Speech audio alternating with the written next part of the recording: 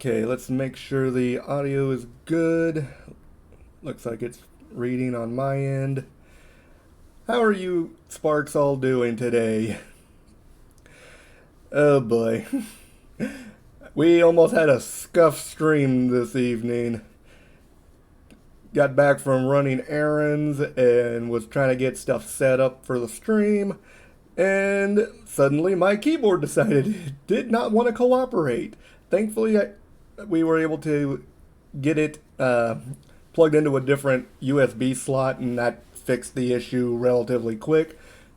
But then, like as soon as I did that and started getting everything set up, suddenly my computer also needed to do an automatic update. So I had to wait about 5 minutes for that as well. And then when I'm trying to pull up Streamlabs, that has to update. So it's like everything in the cosmos was like trying to get in my way, but I will not be denied. We are doing this stream tonight. Like being here and just being able to perform content and play these games with you guys, like that helps me so much with a lot of the normal stressors that go on in my life here, like outside of the channel. And just like being here is just amazing, and you guys are the ones that I have to thank for that, because you're all awesome. And I hope you do find like my content somewhat entertaining, as scuffed as it may be at times. But thankfully tonight, thank you for the toot-toot, Stacy. Thank you very much. But yeah, thankfully hopefully I can get back to a relatively normal streaming schedule in the near future. I am still kind of like doing the training for my new job, but that is going so well right now. Like so far, the only thing that has really gotten me any sort of annoyed was just like yesterday, one of my coworkers kind of like set my OCD off by screwing with a display that I was trying to get set up. Like me and one of my coworkers have an idea of like how we want things to go for these displays, and we'd already talked about that, and it got an approval from the library manager to get things set up this way. Well, as soon as I get the first part of the display set up, I go off the desk and head back to my desk to do some more training.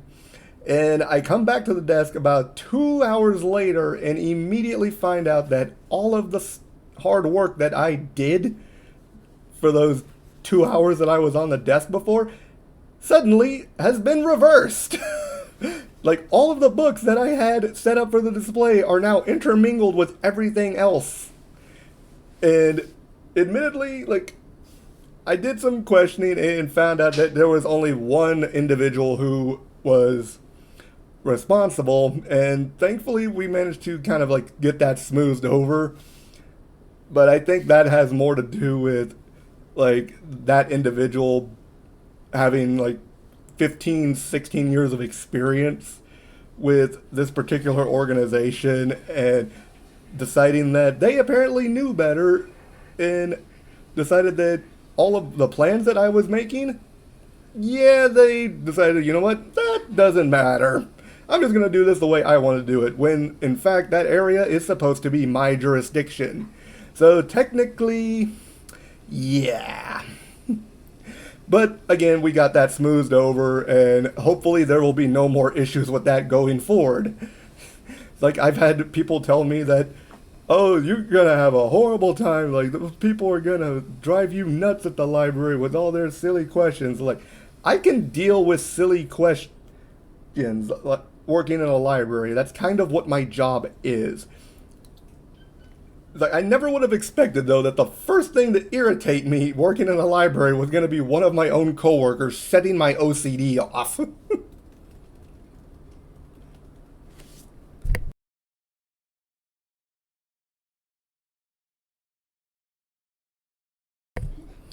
Okay. Sorry about that. The cat decided she wanted some attention real quick. So I had to turn the mic off, otherwise her bell might have started going off because she was really close to the mic. But again, that thankfully that shouldn't be much of an issue going forward. And right now we are here to play some games. We're here for the good stuff.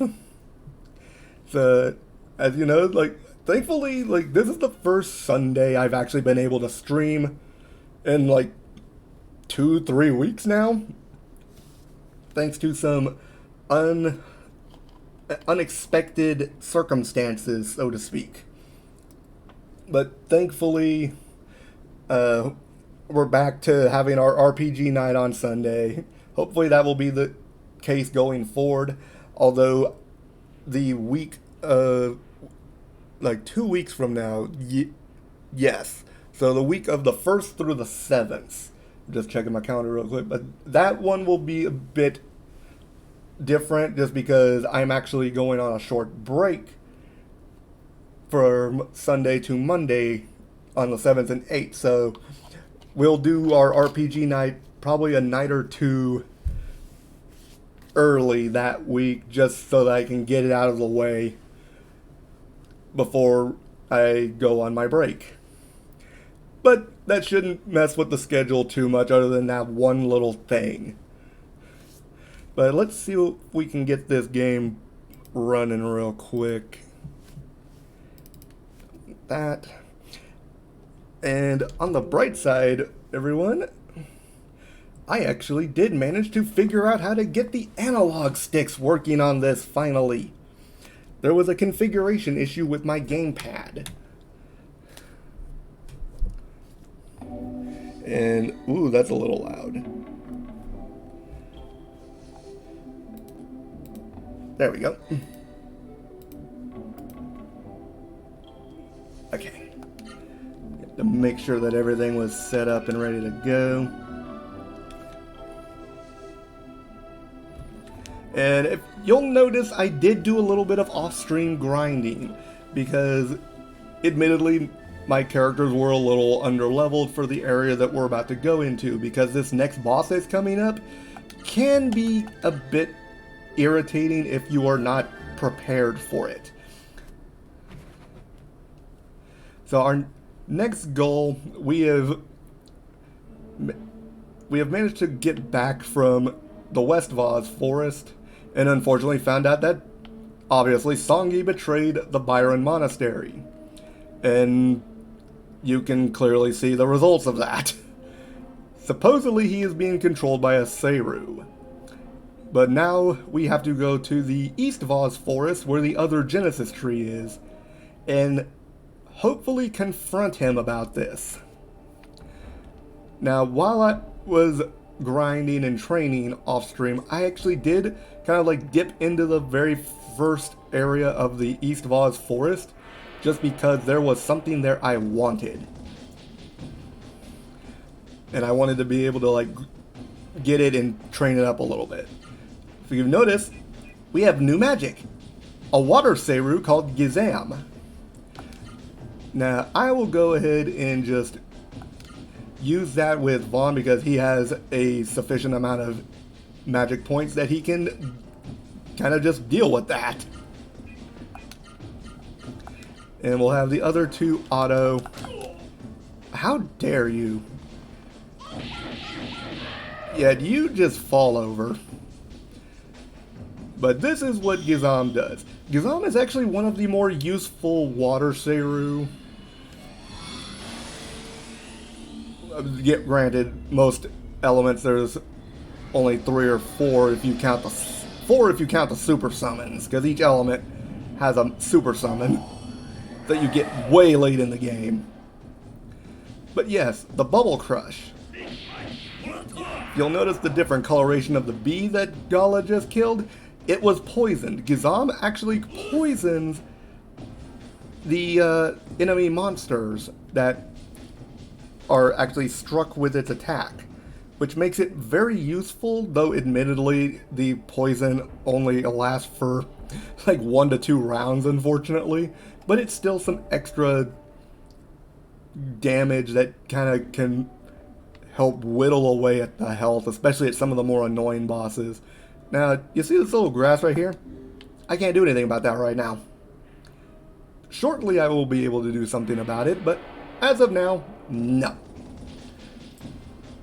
But that will be rectified very quickly. Yes, you see, Gizam is here in the East of Oz forest. Now, I'm hoping that I can get Noah to level 11 before we get to the boss fight, just because it's going to make things so much easier, and you will see why quickly once that happens.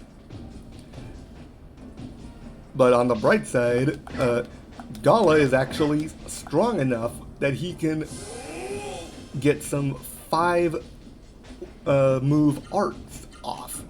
We just got to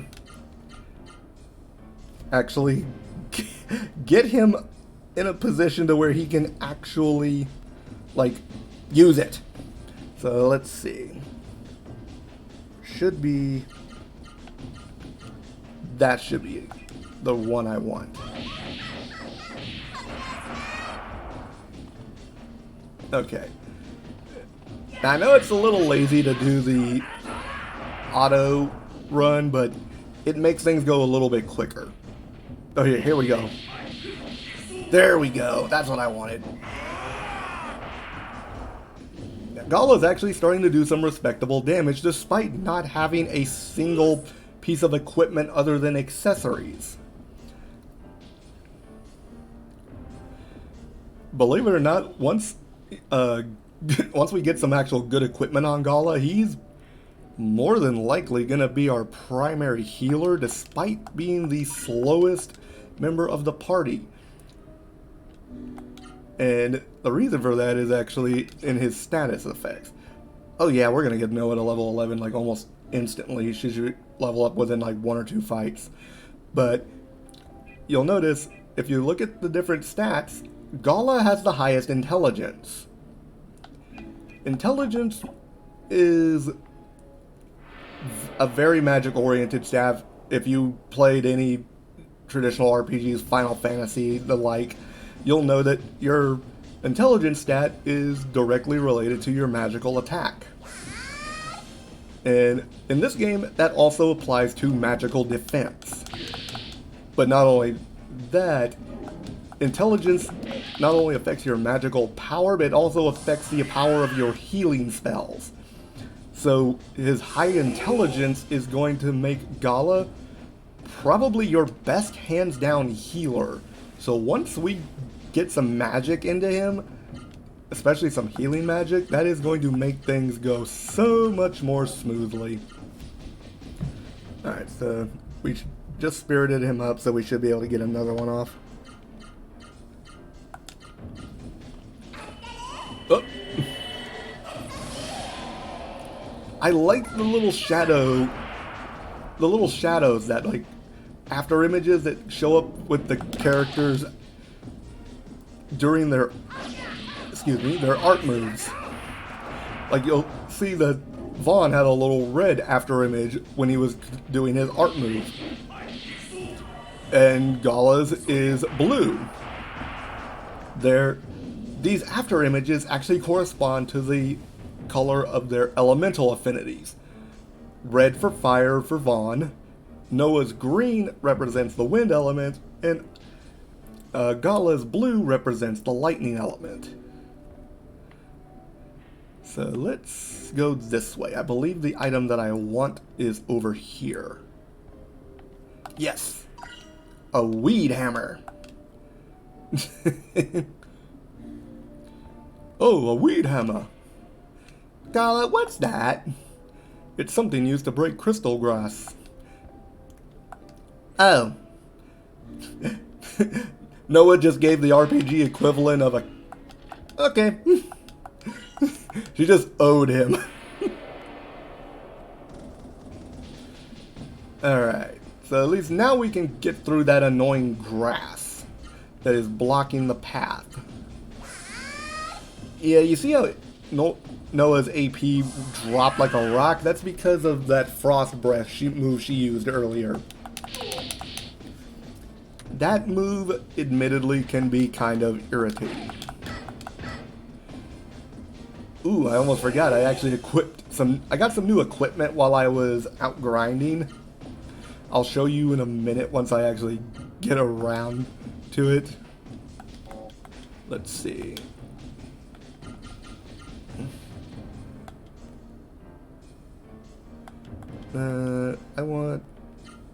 Yeah, let's do that.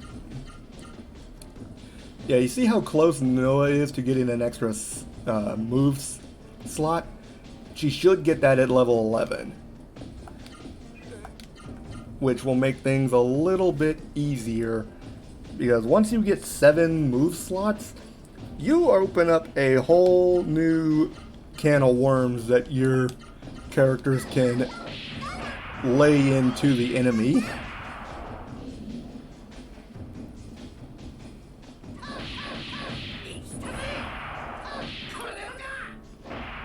There we go.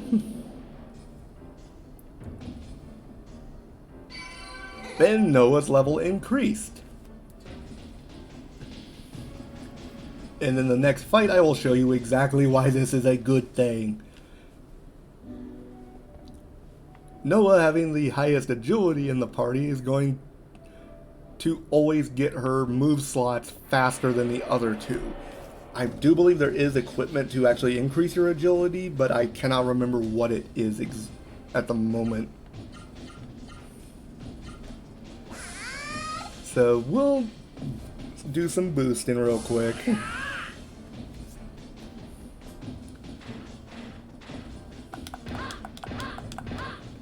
I love it when I can block them that well.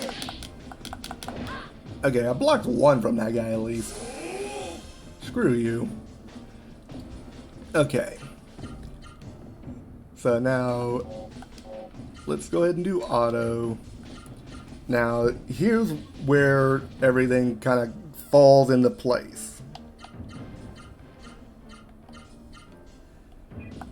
I'm going to open a can of, pardon my French, but whoop ass on that Gizam. And it is going to hurt like a son of a gun. Super arts. These are special, super powerful attacks that combine multiple arts together into a super move.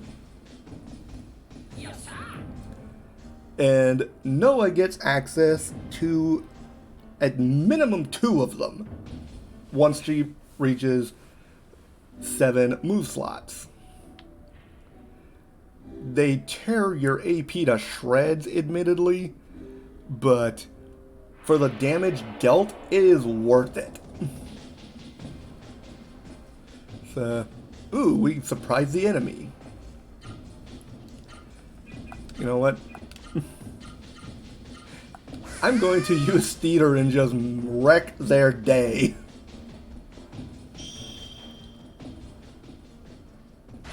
And kablooey.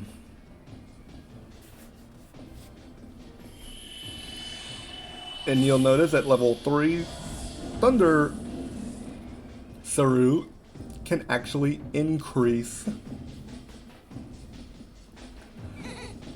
or I guess I should rather say they increase their fighting capability by being able to decrease a target's intelligence stat, which against bosses makes them more susceptible to magic.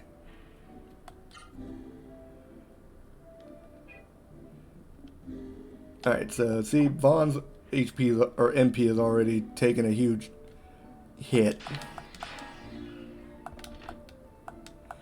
And a Guardian Water. And I already went and got that item down there. So now we can go further in. Assuming, of course, I can stop getting ambushed by stuff.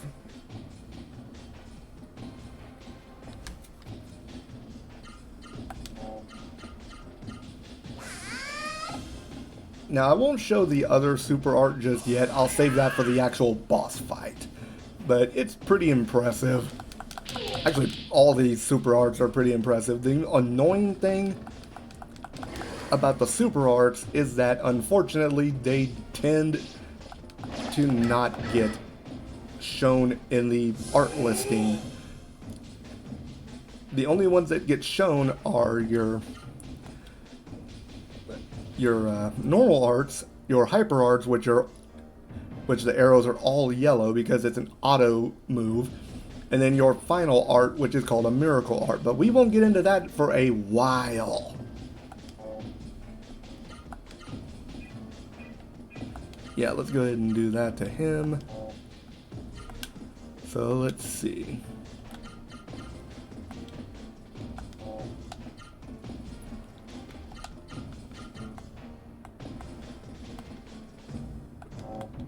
Okay, this is a little silly.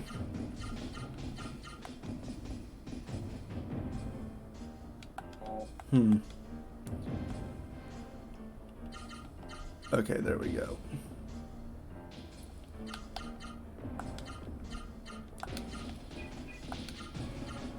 Okay, that was a little... I was trying to figure out like what a good combo would be to use, but that should work. Quit trying to poison him, you rude-ass mofo.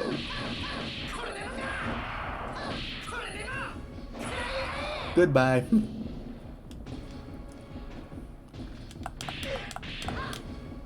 Alright, let's see what we can do. And we got the new art for... I love that move. It just looks so cool.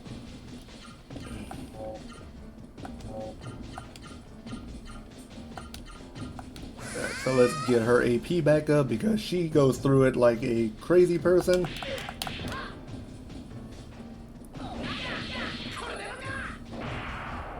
There we go. And... ooh, 210 experience. That's a nice level of EXP for this stage of the game. Because most of the fights you're getting into are not that much XP. So let's go ahead and take a look. I want to show you the results of my grinding. Vaughn's Gimhard is already at level 8, which is kind of nuts for this stage of the game. Vaughn and Noah both have Vera at level 3, so it can cure some basic Venom status. Vaughn just leveled up Theater to level 4, Gizama's at 2, and Naito I am probably not going to use much of at all. And again, level 3.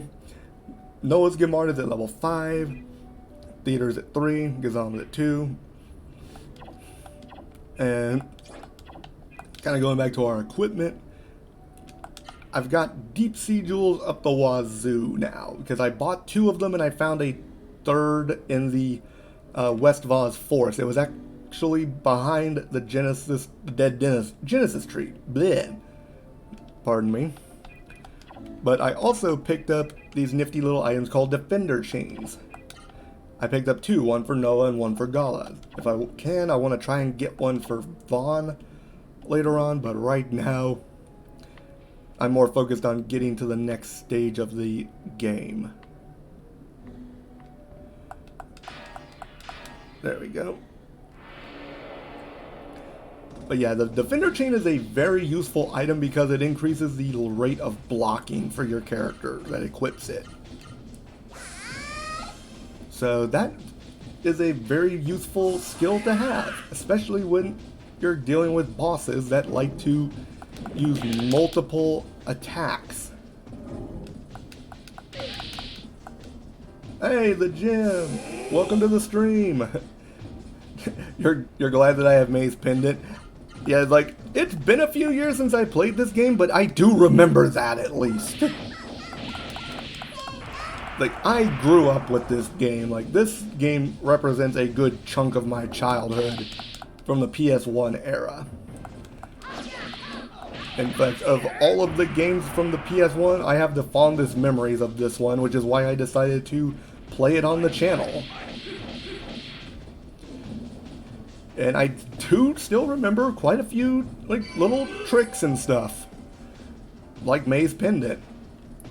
Admittedly, I will not be grinding my way to level 99 to get the final summon ability, but that's just because that's insane. A cure amulet. Oh, that cures venom, if I remember correctly. So now I've got everyone at least.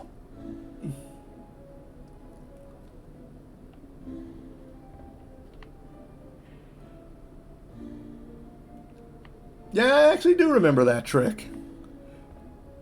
That is a very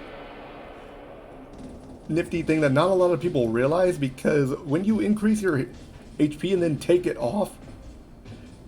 Yes, I actually do have the platinum card. Like I said, this game was my childhood. I got the platinum card, I've got the point card.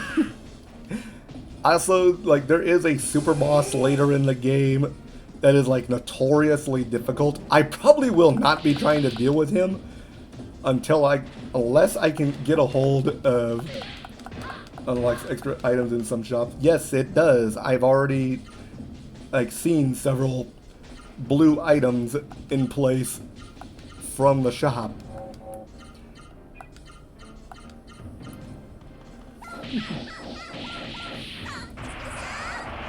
Yeah, like, it's nice to see fellow fans of this game. Like, this is one that not a lot of people that I talk to have heard about. Like, my old manager played it a lot from my last job, and we would talk for quite some time about the pros and cons of this game, because we were both big fans. So, let's see.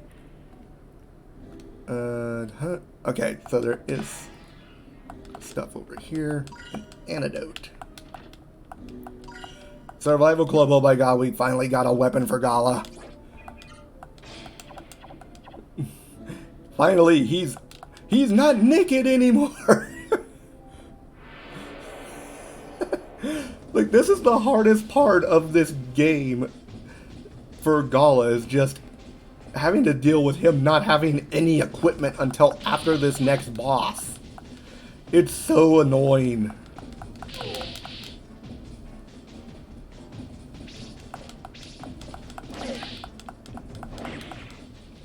Yeah, I know the gimmick for getting rid of Lapis. Level 35 plus. Yeah, like, I probably will not be tackling that boss until I am level 40 at least, just because that boss can. Oh, thank you for the follow, Jim. You gotta go? Alright, well, maybe you'll be able to come back at another time. Like, I will be showing up my schedule on Twitter later tonight, so hope you have a good evening, and thank you for stopping by. Alright, so let's heal up Gala some. I actually ended up doing some research and was able to find out that there is actually a legit system for leveling up your Seru magic. It's just that sometimes it can be a royal pain to figure out. But someone actually went through the entire deal of like checking the code of the game, and they posted like the levels and the amount of experience that each Seru magic needed to level up to the next level, all the way up to level 9. So that was actually pretty interesting. And apparently, your magic gains experience the same way that your characters do. And the reason that it takes so long for them to level up sometimes is because the XP that they get for a battle, or for each use, depends on, for healing magic, depends on like how much of a percentage of your health is cured compared to like what they're capable of. And with the attack magic, it can kind of vary depending on whether it's a single target or a multi-target. And admittedly, that can be a little annoying.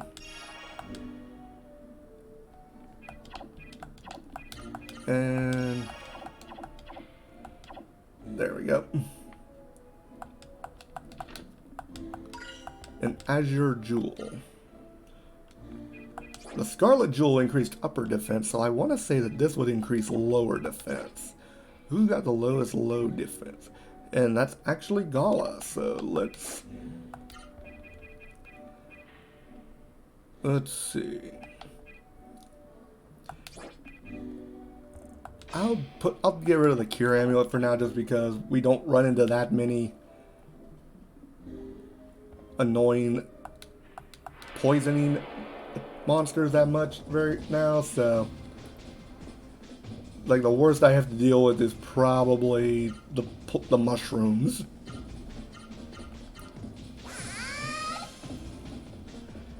And I'm not too concerned about conserving my MP because I'm not really going to be using a lot of magic outside of healing magic for this next boss fight. Attack magic I'll be using like during my grinding sessions. Unless I like get a brand new Seru and then yeah, I'm going to use it just so I can show you guys what it does. But for the most part, like, I'm going to try to conserve my MP for healing purposes. Because there admittedly are some bosses in this game that are a royal pain in the tuchus. There we go. Yeah, now 360 hit points of damage is a very respectable number for this stage of the game. And I'm actually getting some decent XP out of these guys, so I'm probably going to use a Magic Leaf on Vaughn just so I have access to more healing magic. But if I need to, I might just wait until the actual boss fight to do that. Let's see. Okay, you guys are starting to get annoying.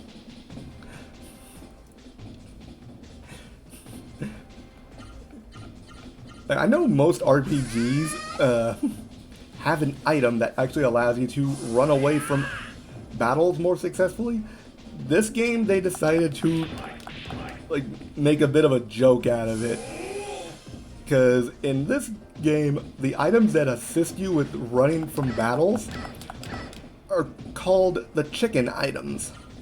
The best one of which is appropriately dubbed the Chicken King. And it's rather amusing to like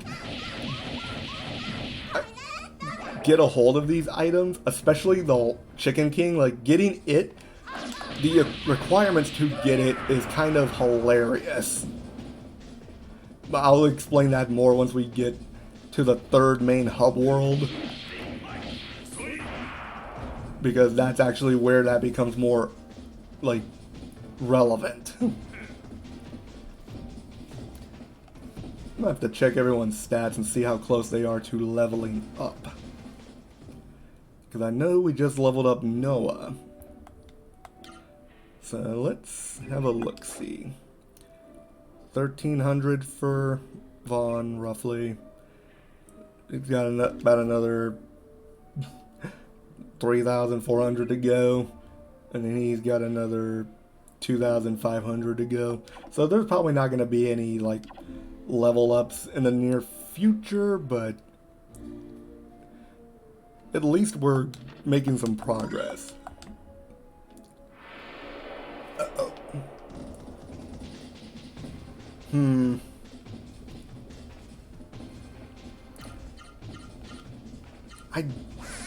As annoying as the combat is, like, repetitively, which is an issue with most RPGs, like, I do like fighting these battles in this one, just because, as repetitive as it is, you need the experience. And look at Vaughn over here, even without a defender chain, blocking most of these enemies' moves. Alright. Smack him right in the head. Oop. And he gone. Come on, let's see. Nice. Surprisingly, like when I was grinding, Vaughn managed to absorb the first Gizam we managed to find, which is very unusual because Vaughn has a huge problem with absorbing water Seru. Because obviously he's a fire type, so there's going to be some issues there. And we are coming up on the bosses. So let's see. Yeah, let's use Vera. And then yeah, let's use a healing shroom on Vaughn just to like get him up to full health. And we will save, because you always save before a major fight, especially when they literally hand you a save point, because that usually means you're about to run into something that's bad. Now let's see what we got up here. It's a Genesis tree! Yes, Noah, you did find it. And this one doesn't look decrepit and opaque like the other one did. Thank you for the hydrate, Stacy. I actually was just reaching for the water bottle.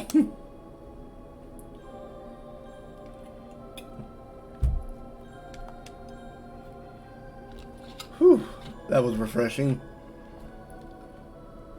Like, even Gala notices. It does seem different from the one in West Vaz.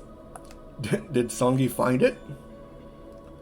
Aw, thank you for the cute little puppy emote. Or did the Genesis tree mislead him to taking a wrong turn? I didn't even know Genesis trees could do that.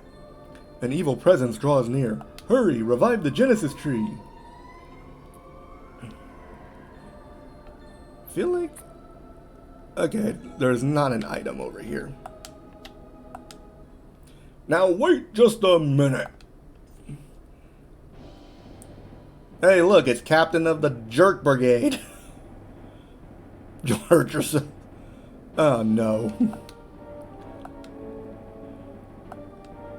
I actually kind of like Songi's, like, theme for when he shows up.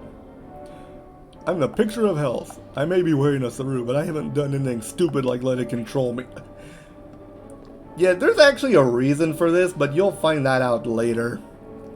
This is a special Saru. It gives me pure energy. Fight me! Songi over here ready to throw some hands. I'm gonna knock your block off. Noah, you promised to leave them to me, right? Oh no, this is not gonna end well. You say you're not possessed by the Saru. You are not the Songi I know. You're just a bloodthirsty beast! No, he was already like this, unfortunately. You just didn't see it, because he was kind of sneaky at hiding it. Don't beat the evil out of you. How do you even do that? Now see, for reference, Gala was named Master at the age of 17 in the Byron Monastery because he is the strongest fighter at the monastery. Songi was considered number 2. Watch what happens.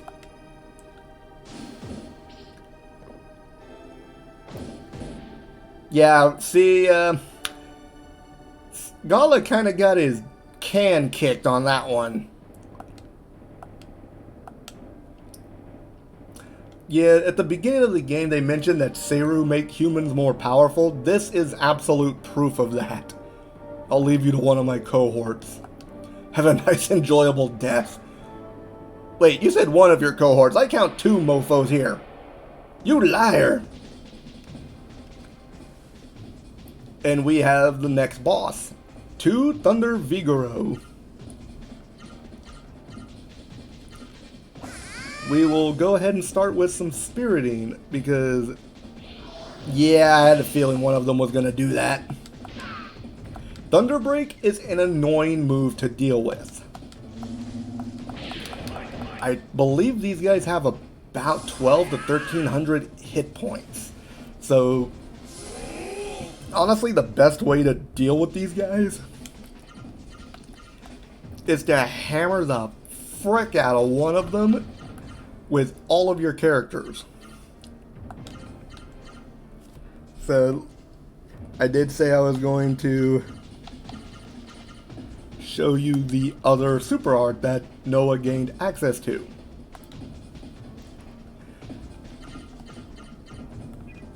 And we're going to see it now. So one Draga and Dragon Fang. So 300, we knocked off about a quarter of his health in one shot.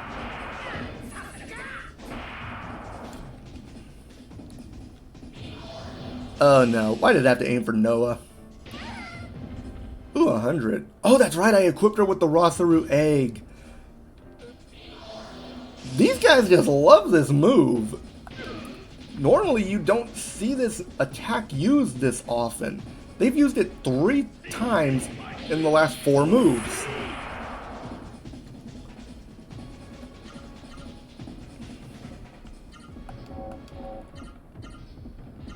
So that's a little annoying, to be honest. Okay. Is anyone in danger of getting murdered? Let's check our health. Okay, everyone's within acceptable limits.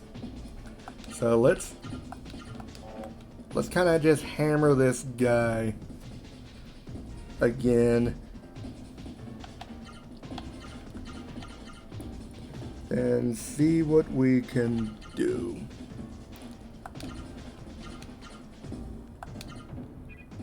And for now I'm going to start having Gala work on that one because this one is almost on his last legs. See how he's falling over? Okay, what in the world is up with these guys in Thunderbreak?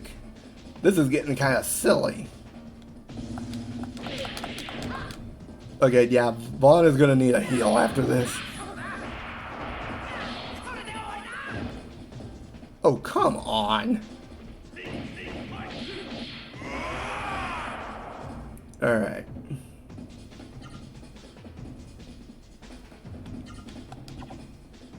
Uh-huh. I'm gonna have Vaughn use Vera. And let's see. I'm gonna have her just hit that thing with a Blizzard Bash. Because that thing should be like near dead. And again, Gala is going to do the spirit thing so he can get his attack gauge up. There we go. Son of a gun. I hoped I could absorb it. I want to get at least one of these guys.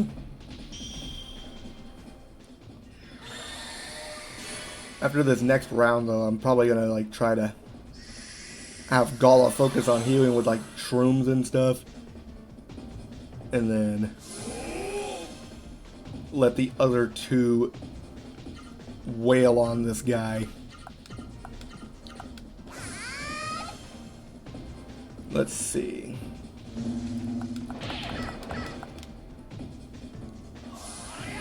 All right, we got some stuff going.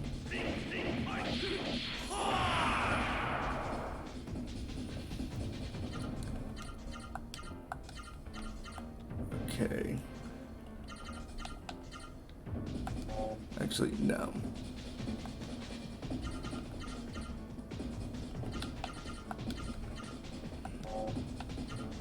Let's see. Healing flower, 800 HP. Like, I don't have anywhere near that much right now, but that'll be useful. And actually, you know what? Let's do the healing bloom. Yeah, this guy's still got some HP to him. You quit that.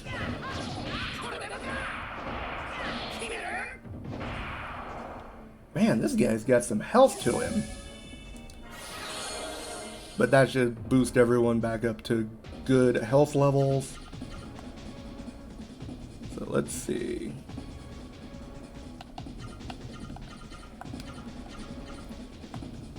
Da, da, da, da. And I have 4.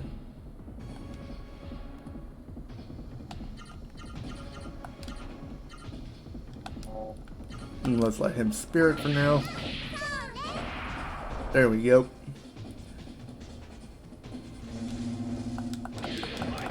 There we go. Let's let him tank that for now.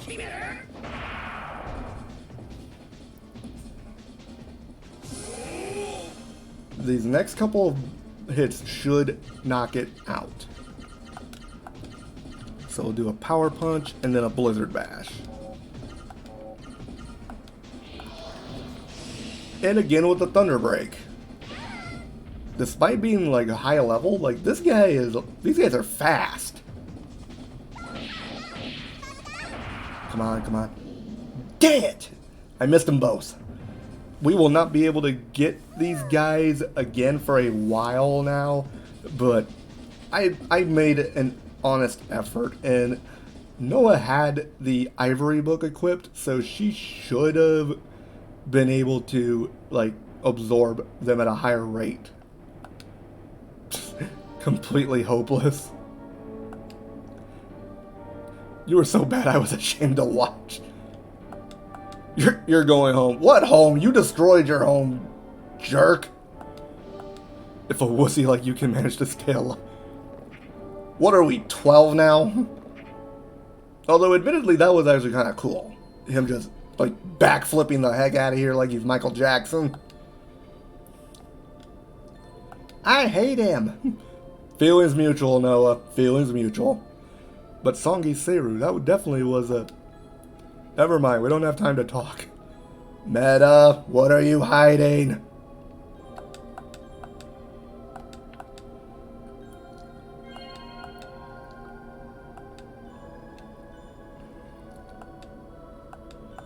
And now we get our first glimpse at reviving the Genesis tree with 2.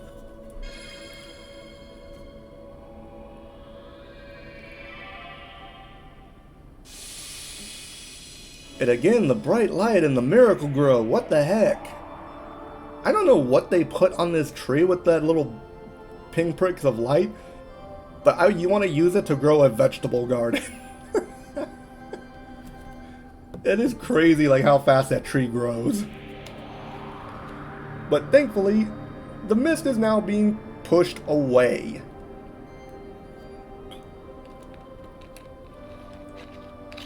Which means the monastery should be back to normal.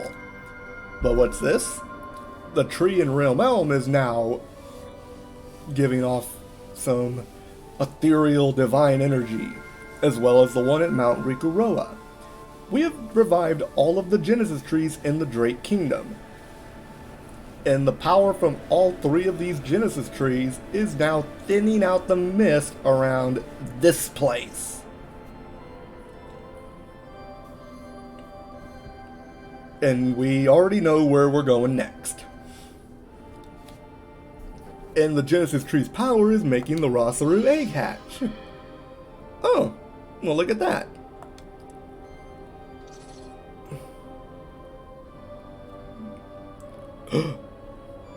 Rosaru, why are you here in front of me?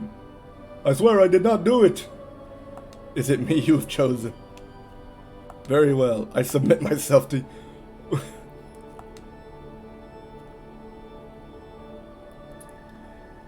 Take me!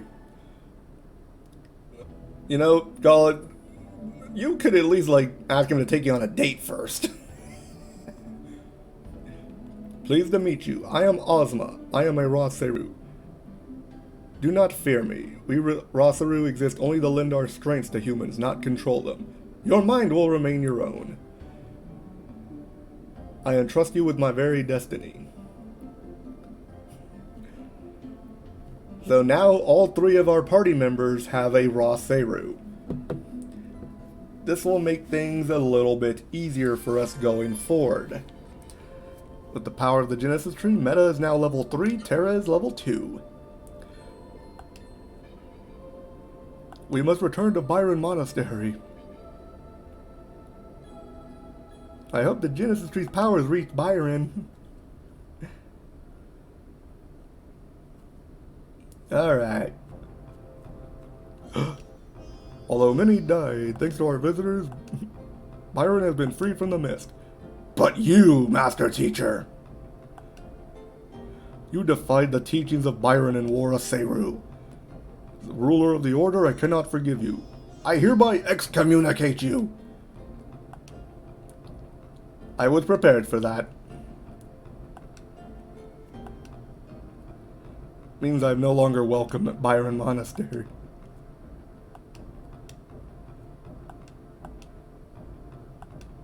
Zopu's only doing what he must. Oh my god, Commander Ice, thank you for the raid.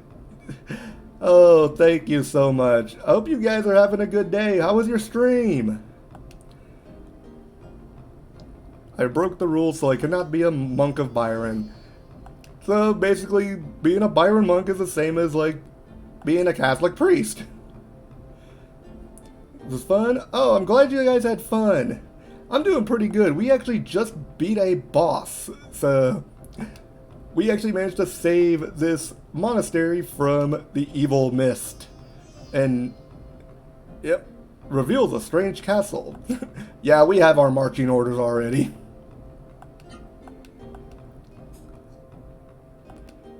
Brave, brave. Like, I don't know. Going into a crazy, like, suspicious castle seems more like recklessness to me, but we're the heroes. We do what we must. They've completely ignored me, too. 10 years ago since that castle was built. Interesting. Voice is tired, so you're going to be lurking. That's fine. Enjoy the lurk, guys.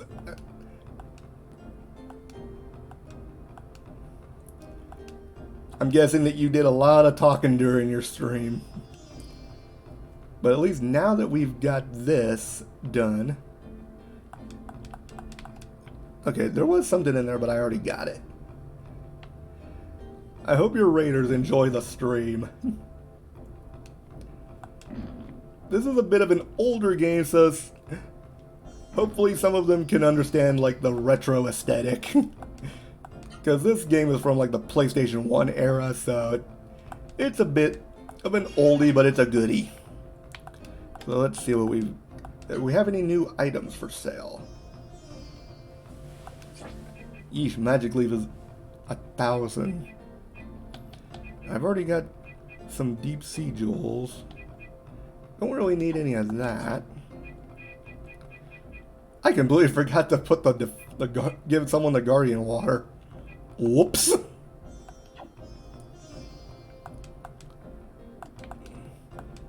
So what does this guy have? Anything new? Ooh, he's got some new stuff. Okay, so there are items that can be equipped by like everyone, but they're best for a certain individual. Like you see how everyone can equip the battle knife and the crimson nails and the survival club, but each one has their character that they're best with. The knife obviously belongs to Vaughn, the nails are a gauntlet that is best used by Noah, and then clubs and axes are best used by Gala. Iron Man seal. Iron Man boots. Power earring. So let's see what we can sell.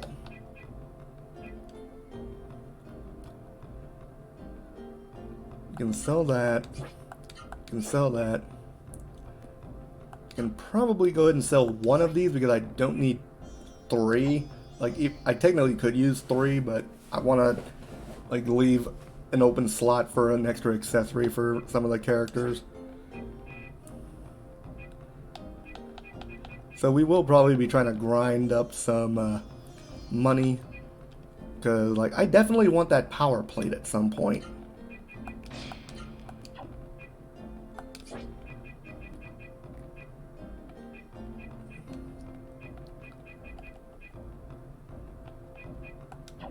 Okay. So I've still got a couple items that I can grind up money for the equipment. So actually, let's go ahead and give that guardian water to someone. So let's see.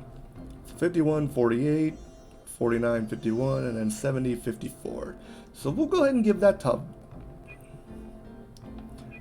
We'll go ahead and give that to Vaughn for now, just because he has the lowest average base defense stats.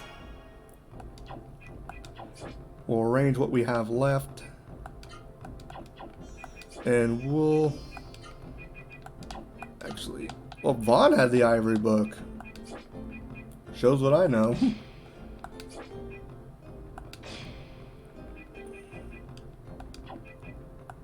So let's see.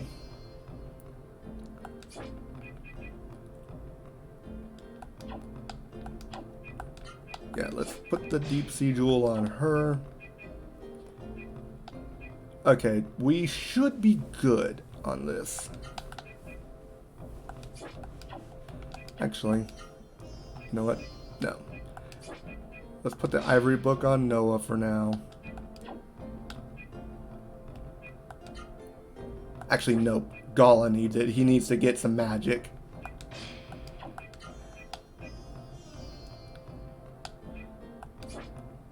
So let's take the ivory book, put it on him, and then we'll swap the magic amulet for the maze pendant. There we go.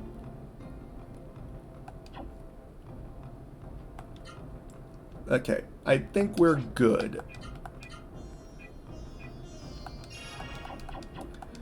Whew. So now our next destination is the annoying castle that is now kind of just sitting there waiting for us to go and like invade. But thankfully no more mist. Now I could go immediately to the castle.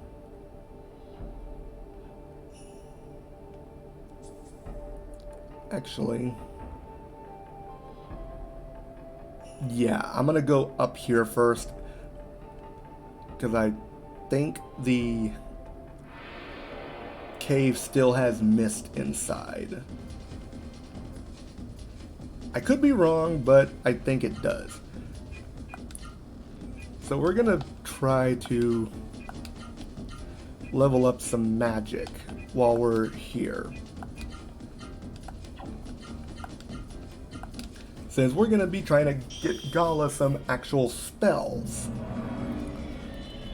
I know for a fact we can get Vera in the castle.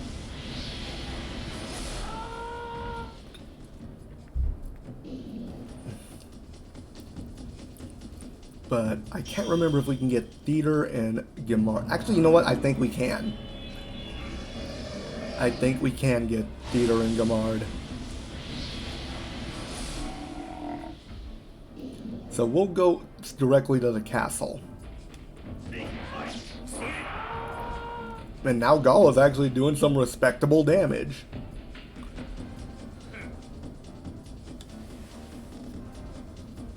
So let's see what we can do now. But before we fight the next boss, I definitely do want to save up 2100 for the power plate. And there's actually a reason I did not get the battle knife for Vaughn. Like I'll save up and get the crimson nails for Noah. But there is a reason why I'm not grabbing the battle knife, and that will become apparent in the dungeon once we make our way through it.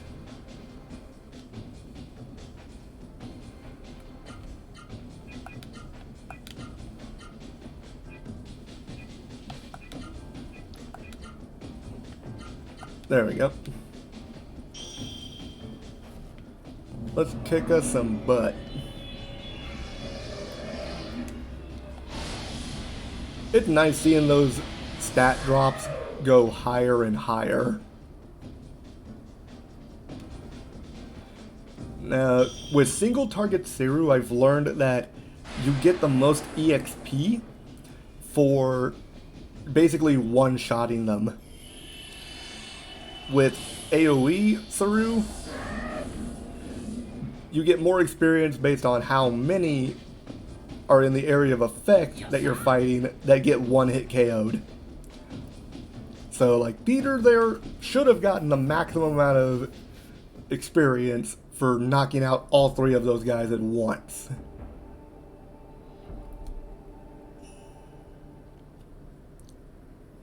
Okay.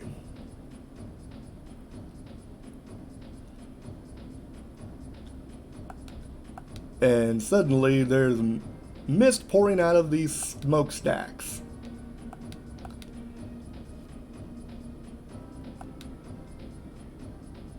Deep inside is a mist generator. This is the main goal of our quest. Getting rid of the mist by destroying the mist generators. Vital castle to the enemy will be heavily defended. The mist generator bosses are usually a cut above the rest compared to other bosses in this game. And the boss of this particular dungeon is why I scrambled to get those deep sea jewels that I have equipped. And we have our second fire saru that we can absorb. Zenoir. It's a good thing I spirited with everyone because he was quick to throw out the fire claw.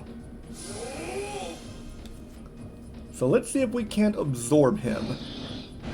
I'll have Gala focus on the Gemard just because he doesn't have that yet. And let's see.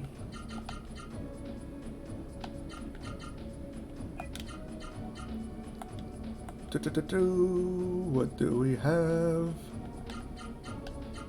There we go. Schmack.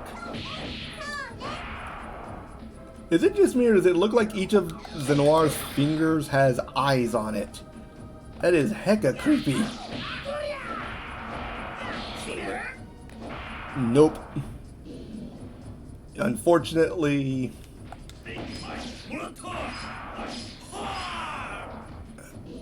Dang it. Well, Vaughn's level increased out of that at least. So, at least something good came out of that. But yeah, like, we're gonna be, like, scrambling to get all of these Saru. And we've got the Thunder Book. Which means we can get our first hyper art for Gala, the Thunder Punch. And I find it kind of funny that our first hyper art for Gala is a Pokemon move of all things. Ooh, and there's a theater. So let's go ahead and show off Thunder Punch real quick. Because it's actually a pretty interesting move. And Zenoir is actually kind of annoying to block just because of how offset his attack pattern can be.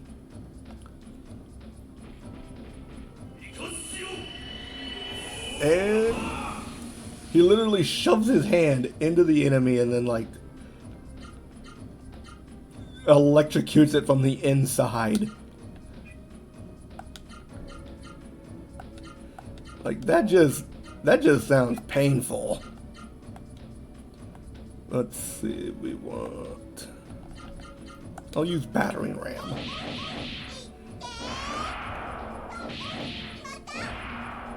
Come on.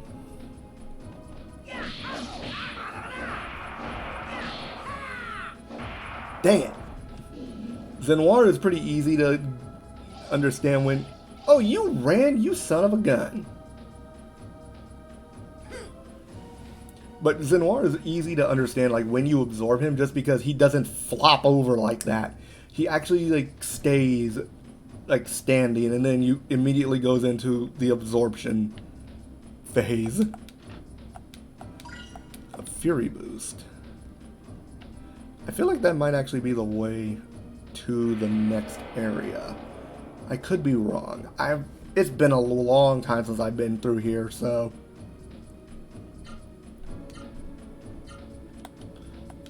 let's see.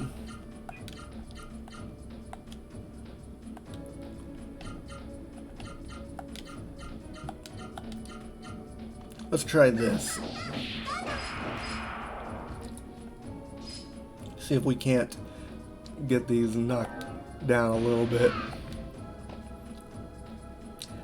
Because as far as I know, I actually think that all you find in here are Seru monsters. I don't think there's any normal enemies in the mist generator areas. Come on, come on, come on. Yes! And Gala has his first magic. And now I'm going to try and complete the trick with getting Steeder. Wish me luck. Alright, come on. Do we get it? Do we get it? Yes, we got it.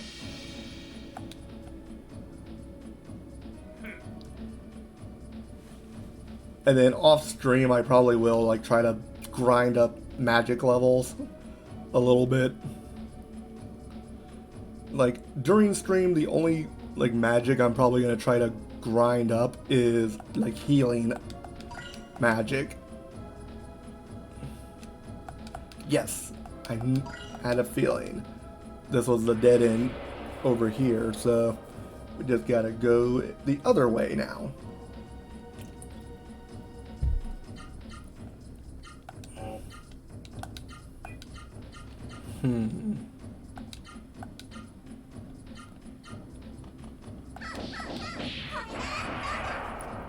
Alright. Get rid of.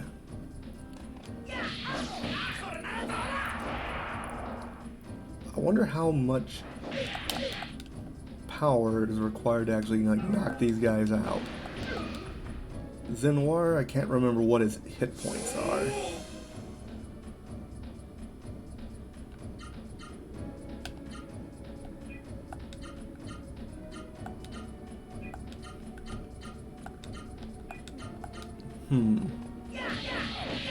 It's gonna be a little bit tricky.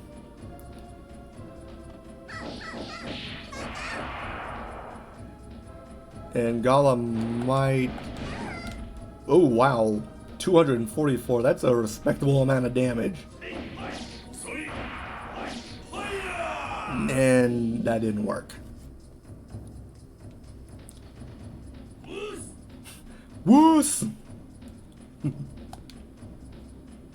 Oh boy, I missed that. That's like one of the best ending animations in the game. It's just Gala just flexing and going, woos! There we go. And like I said, we're going to be trying to grind up our healing magic a little bit. Pretty sure oh, there was nothing here. The cake is a lie. Alright. I'm just gonna spirit and hammer at these guys and get rid of them.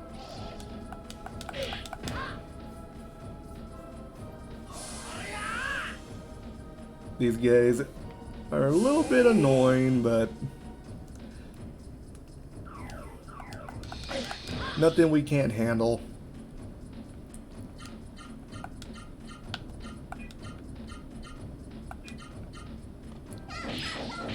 And I actually do really like the music for the mist generator because it's a little bit different compared to the other dungeon musics.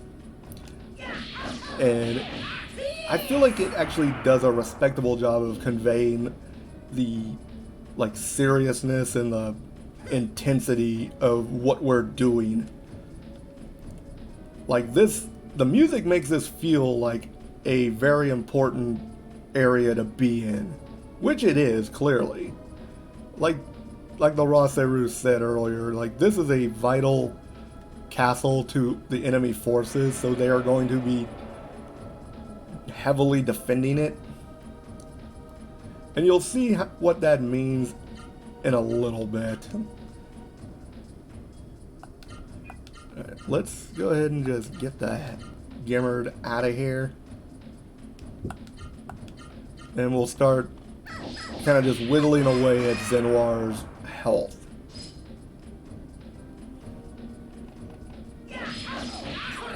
Let's see like how much it's gonna take to actually like take him down.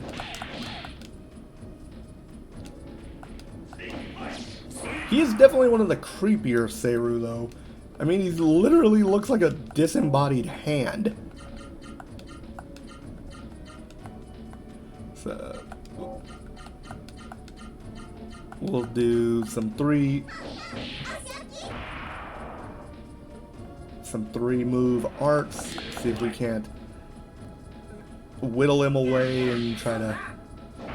Come on. Dang it. Got him. Alright, so Ozma's got him now. I think the only two magics, or no, we don't have Naito, we don't have Gizam, and we don't have Vera for Ozma. But Gizam and Naito we won't be getting until later. So, for now, let's take the Ivory Book off and put it on Vaughn so that Vaughn can get a hold of Zenoir. Actually, for that matter, let's look at our... Alright, so there. Again, I have my own little nifty system for organizing my magic, so... Let's see what we can do. Okay, that might actually be the path to the next area.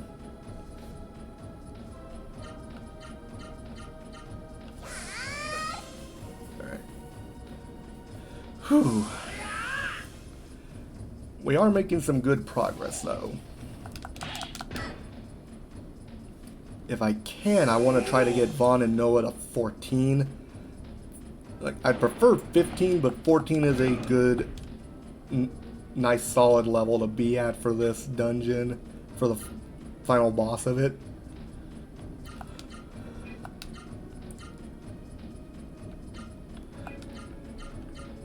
So let's see.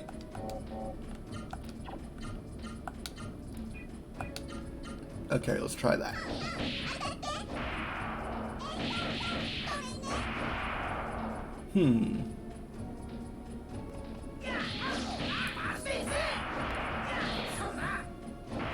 Dang it, too much.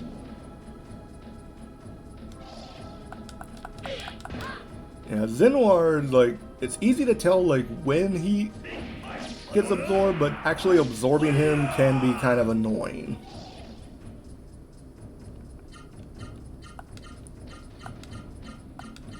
So let's just finish this theater off, get some nice EXP out of it.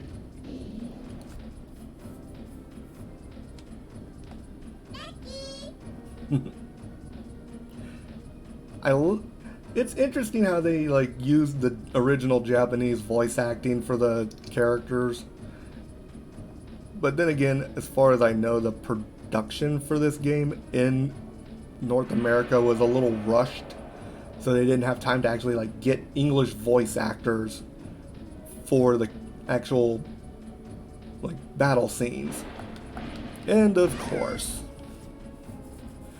we got ambushed. And we got hit with both of these fools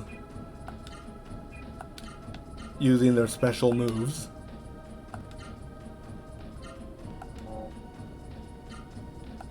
Alright, so I'm not going to use a Seru magic just because using Seru magic on a Seru basically guarantees that you are not going to absorb it.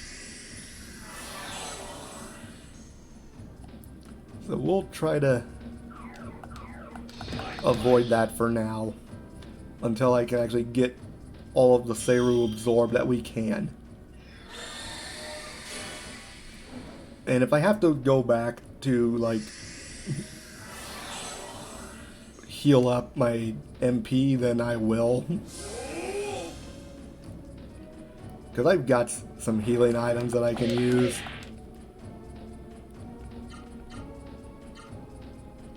So let's see.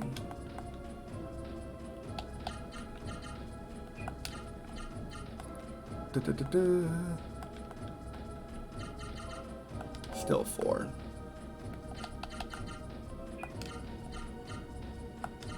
And let's get rid of the Gemard with Gala, because he's already got Zenoir.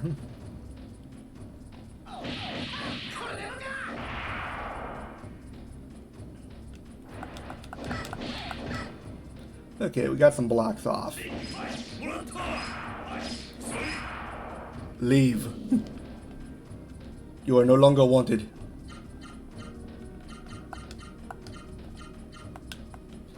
And we'll do a Blizzard Bash. Really? Come on. Got it.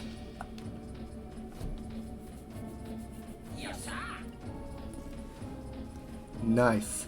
So once we get Noah to absorb Zenoir, then I can start going ham with the magic.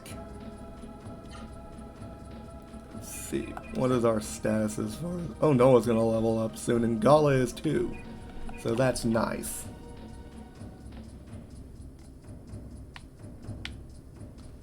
Let's see what's over here. A healing bloom. That'll be useful. Now the healing leaves and healing blooms tend to like lose their effectiveness pretty quick. So yeah, like Gemhard obviously is like gonna be my best option for that. Alright, let's actually use Spirit for her, and then I'll have Gala use Theater so he can start getting his Thunder Seru leveled up. Because I do kind of like to focus on the elemental affinities of each of the characters. Like I'll have Noah start using a lot of Wind Seru when she starts getting them.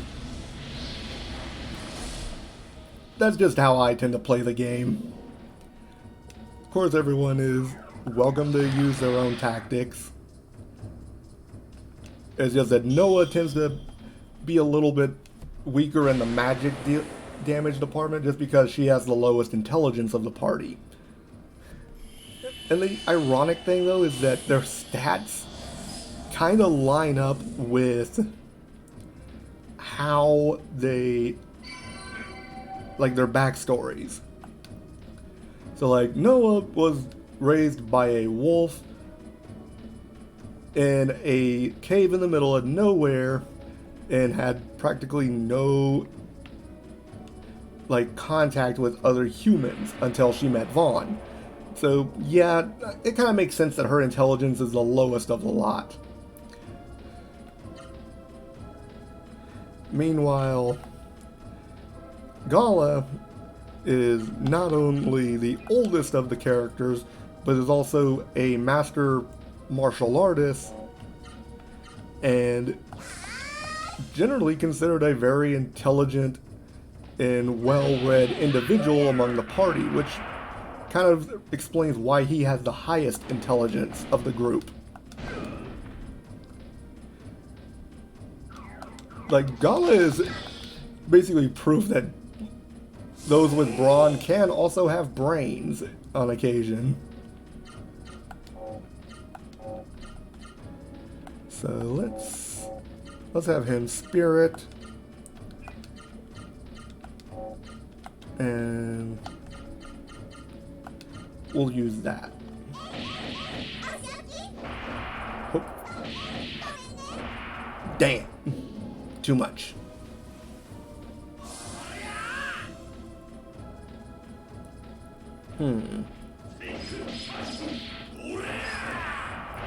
Oh wait, I think I forgot to equip the Ivory Book to Noah. That might be the issue. And Gala's level increased.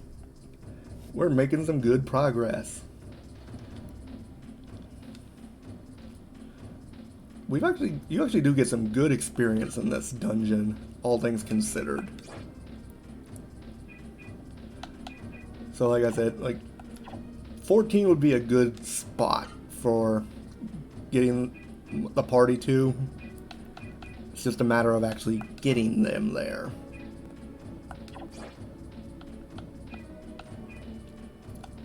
Okay. Oh wait, now I remember. Equipment. Yes, Vaughn still has the ivory book. We do not want that. We don't need the deep sea jewel on Noah just yet, so we'll replace that with the ivory book and kind of just make our way down here. I believe I have some I believe Doors of Light actually will let me get out of this dungeon, so if I need to rush back to heal, I can. Actually, there we go. This should be interesting enough. So I'll do 142 damage to it. I believe you get a very noticeable like absorption percentage boost when you're equipped with the ivory book. I can't remember what it is exactly, but let's see.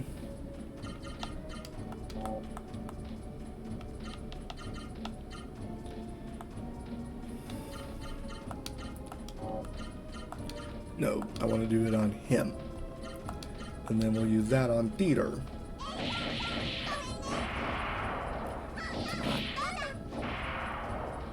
Got it. Yes, they all have it.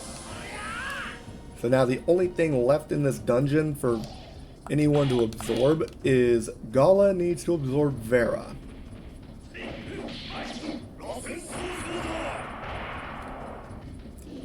And even with one hit missing, Gala is now doing like 200 damage just about with his attacks. Shows you just exactly how important getting good equipment is in this game. And here's an elevator. So let's see what we've got. We'll put the deep sea jewel back on her. Then give him the ivory book. Because I believe the Vera are down here. Oh, there's a treasure chest back here. Short sword. This is why I didn't get the battle knife. It actually gives you a little bit better of a boost than the battle knife does, this short sword. And I almost have enough to go back and get the power plate. Actually, you know what? I'm going to go ahead and save, that way I don't have to worry about absorbing all that magic again. Because I really do not want to have to do that again off stream. In the off chance that something happens.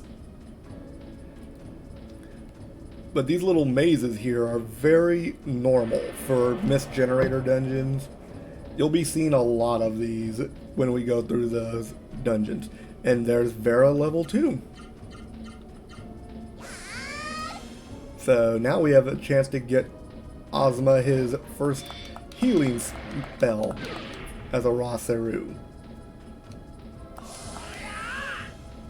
Which should be very useful.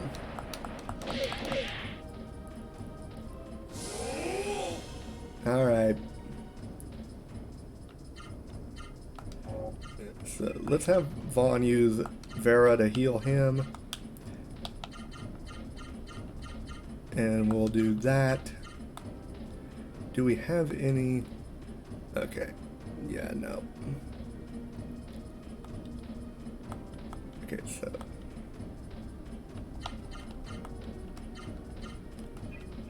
Alright, let's do that. That should work. Oh, come on. I love the super arts. They're so handy.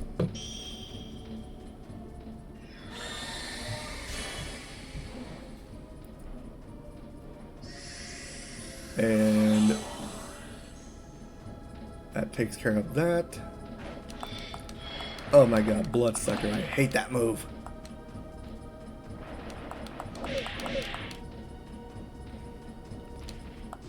Let's see how Gala does at that.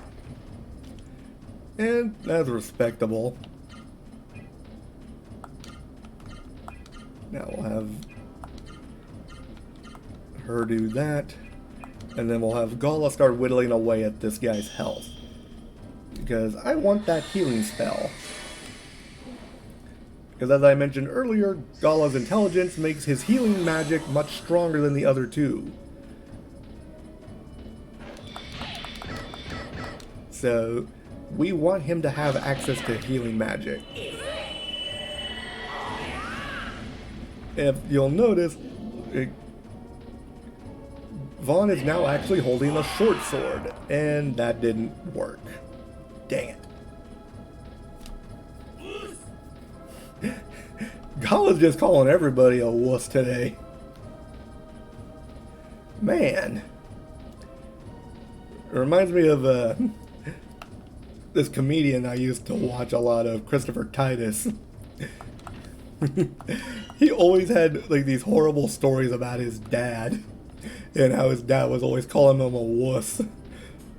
Like he'd be talking about his dad and he'd like to be doing an impression and his dad would be like, "You need to quit being a wussy." It's just like, I mean, granted, yeah, you don't want to be a wuss, but at the same time it's like, why you gotta like do your own kid like that? And from what I heard, like, according to Titus, like, his dad continued doing that well into his adulthood. So, I can only imagine, like, how irritated he had to have been doing that. And we actually do have access to Naito. I didn't think we'd be able to get him until later. But you know what? I will take it. It's free magic.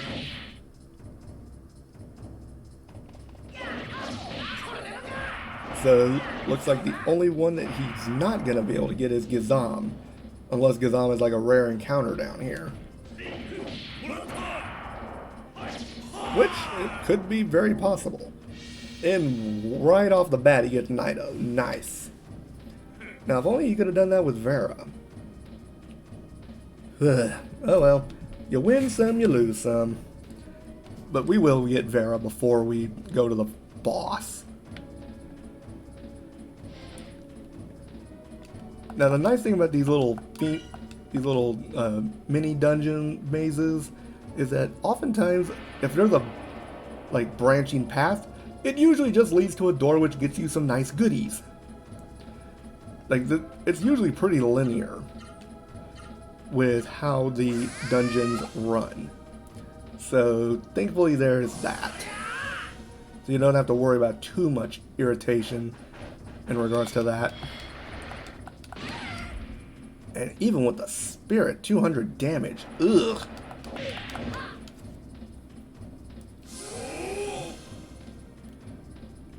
You need to slow your roll. And you need to go kick this Vera's butt.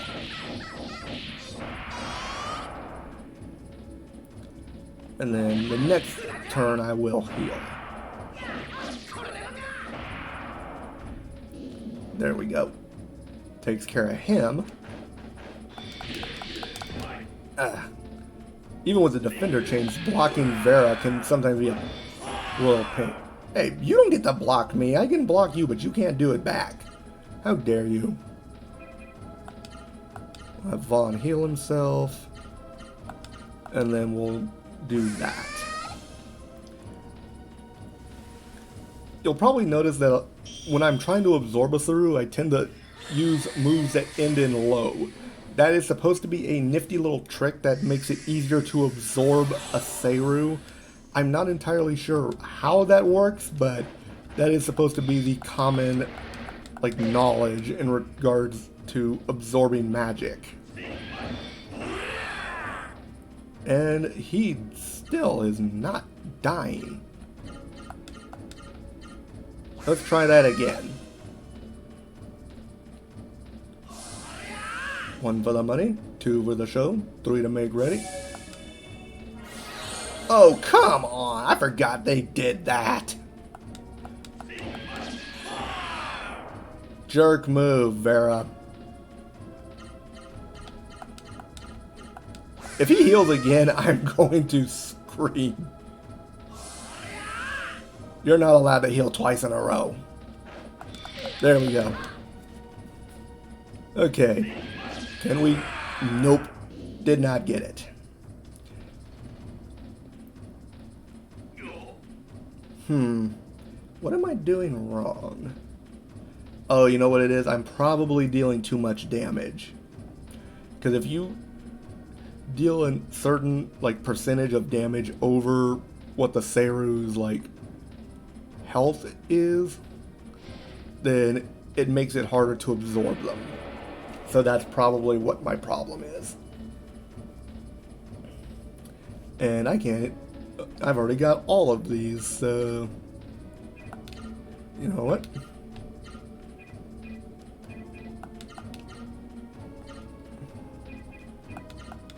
Let's see how you guys like this. We'll start spamming some magic and try to get some of it leveled up just a bit.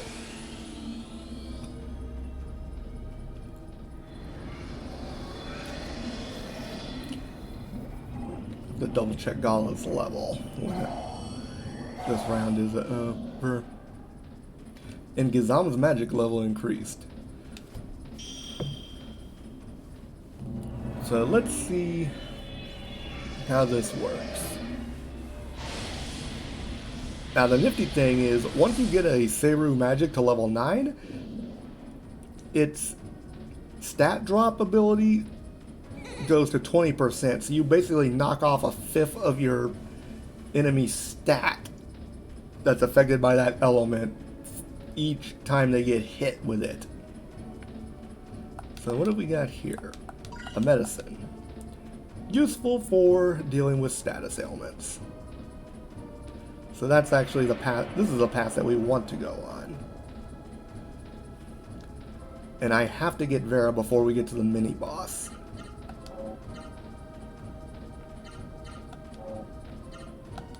Actually, you know what? We'll do that. Just because you are proving to be a royal pain in the butt. So we'll see what this does.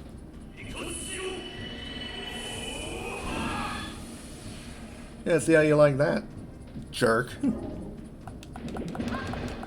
Oh wow, I think that's the first time I've actually done that this playthrough. So let's see. Can't use any magic. So probably have him attack the Nido. And we'll have her heal herself. And then we'll have him spirit. That way he can hammer the Vera in the next round. And hopefully absorb it.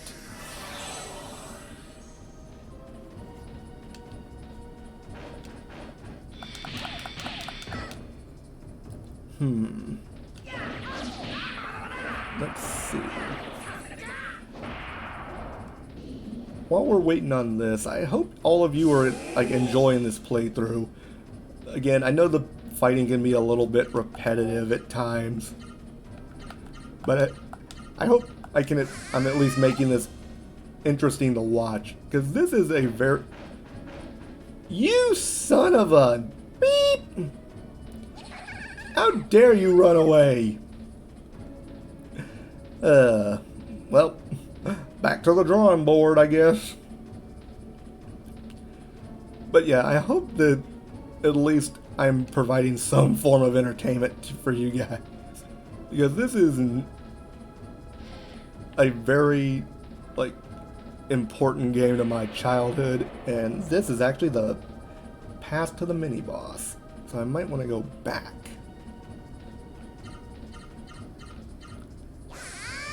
So let's do this.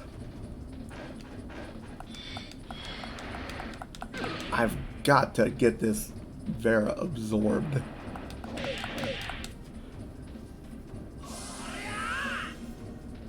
Because Gala is going to need a healing magic more than anything. So let's pop off a healing shroom. Let's see. We'll deal with that. And then we'll start hammering at him. Oh wow, 433. Yeah, Tempest Break is gonna be a lifesaver coming up in the near future. Oh, come on.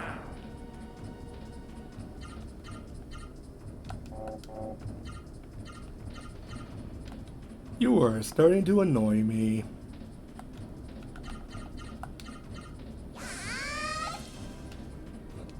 Let's... Are we gonna get it this time? And again with the heal!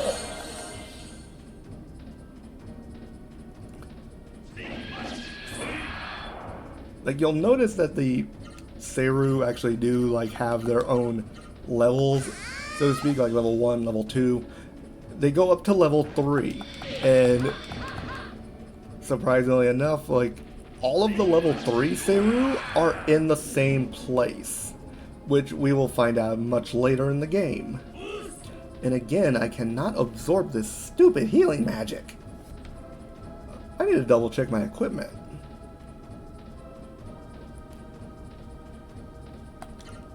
Let's see. Nope, Gala's got the, he's got the, ivory book, so what's the deal? And I actually have enough now to go back and get that power plate. So once I get the Vera magic, then I'm going to go back to Byron Monastery and get that plate.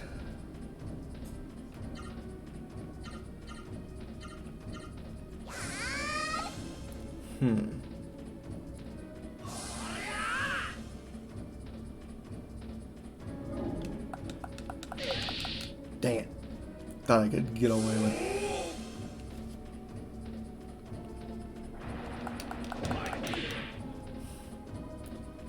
Let's see. There we go.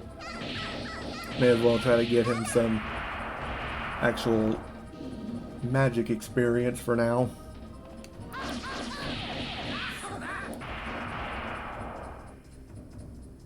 Alright. Whew. What a day. Trying to get through this dungeon. And it's proving to be more annoying than it should be.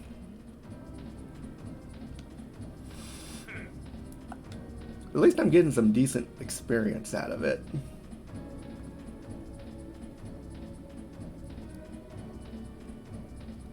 Let's see, what have we got here? And a magic leaf. Alright, so I'm gonna try to get the items from this next area, and then we'll like pop back to Byron Monastery. Hopefully we'll have Vera by then.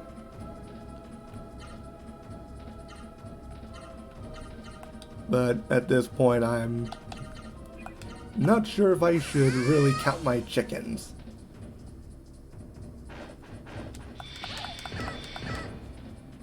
Come on.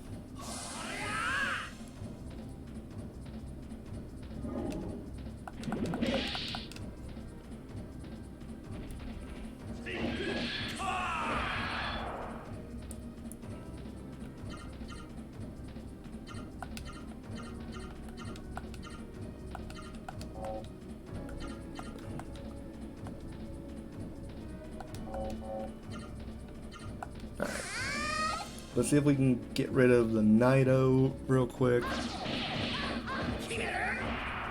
Nope, So I'll have Noah attack that next. And then Gala can finish off the Vera, hopefully.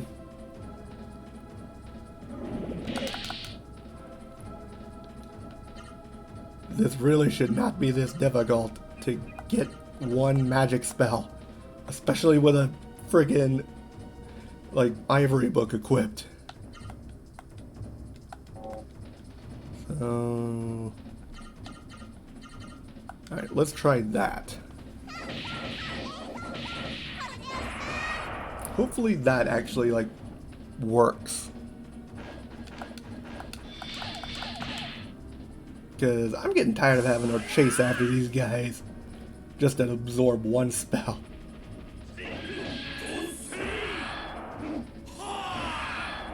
Got it! There we go. That's what I wanted. Oh, finally. That was way more difficult than it had any business being. But at least now we've got it. So, let's see. Let's go to status. And we'll put Naito on the very bottom here.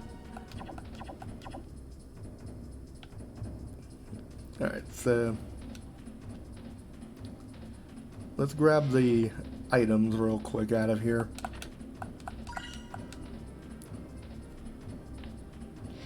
Because there is a save point coming up. A burning jewel. That will actually come in handy much later. Yep, we got 2 more doors, and then I will beam myself back up to Byron Monastery.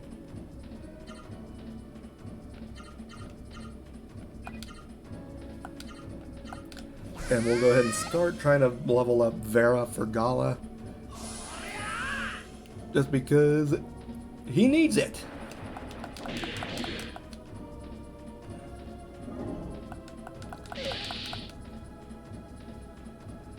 And these guys are already starting to prove to be annoying.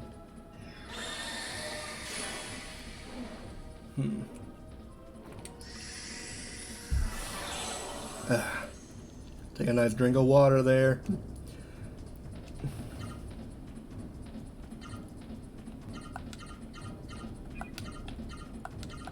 Nope, not that.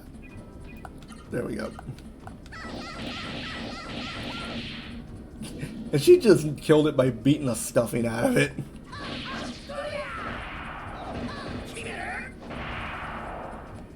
Okay, you were starting to annoy me.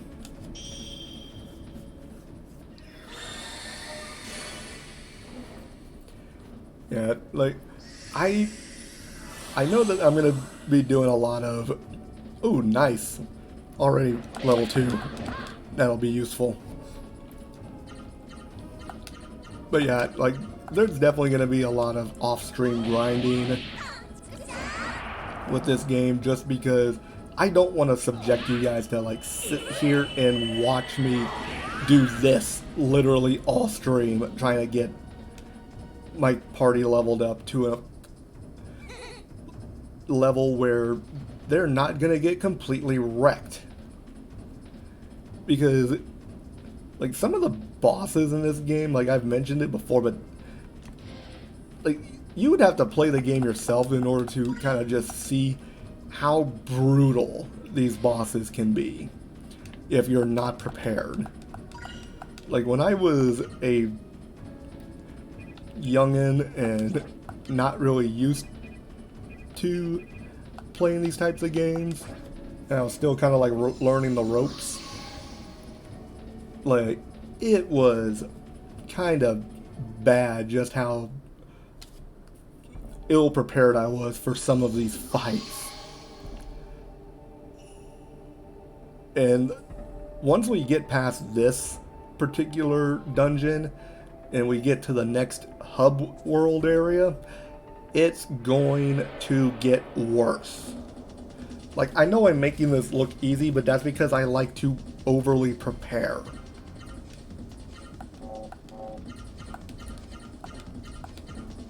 I know just how bad these bosses can be if you're not at a level where you can tank some of their stuff, and like it saves some frustration on everyone's part.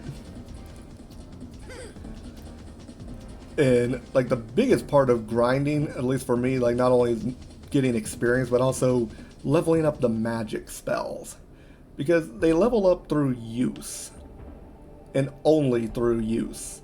So you kind of gotta like use the magic spells in order to get them experience, and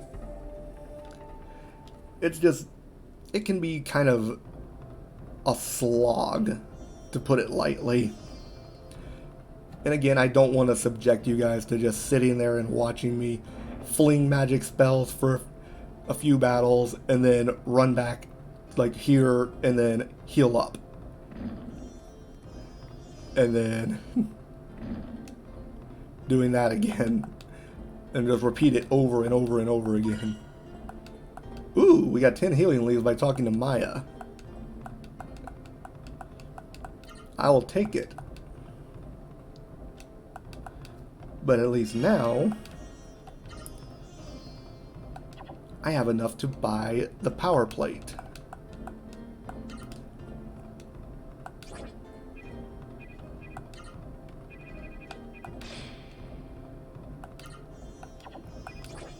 So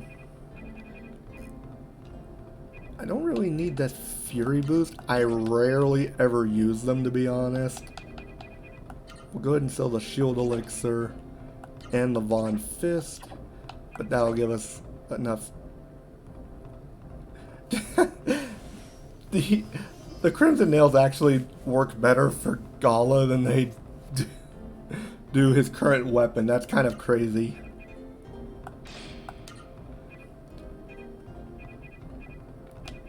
But everyone now has their best available equipment. Nullify all curse attacks.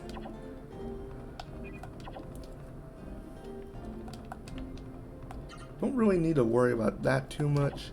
I could go get a third defender chain, but I'm probably gonna wait until after the dungeon to do that. Okay, so yeah.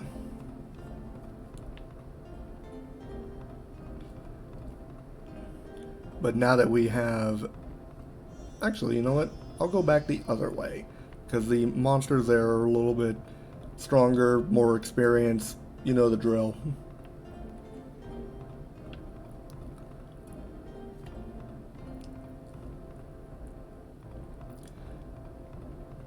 Like, this game is very important to me. I know I've mentioned it before, like, repeatedly. Like, this game holds a lot of special memories for me. I believe this was the second or third game I ever had for the PS1, and like I fell in love with it like almost instantly. Like, I'm not sure how many of you have like played the PS1 or familiar with that particular console, but for those of you that do have experience with it, what was your favorite game on the PS1? Because it had a lot of really solid titles, some of which are like still considered staples in the video game history. And admittedly, like, not all of them have like aged well, so to speak. Okay, that thing's gonna be the first thing to die.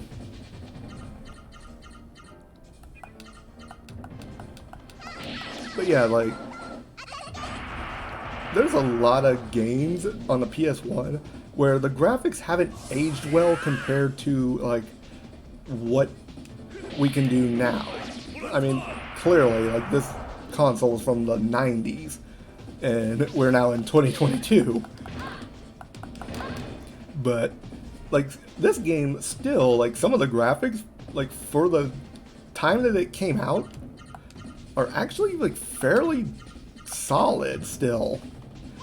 But then you have games like, as much as I hate to say it, Final Fantasy VII, where the blocky graphics, like, admittedly, just have not aged well.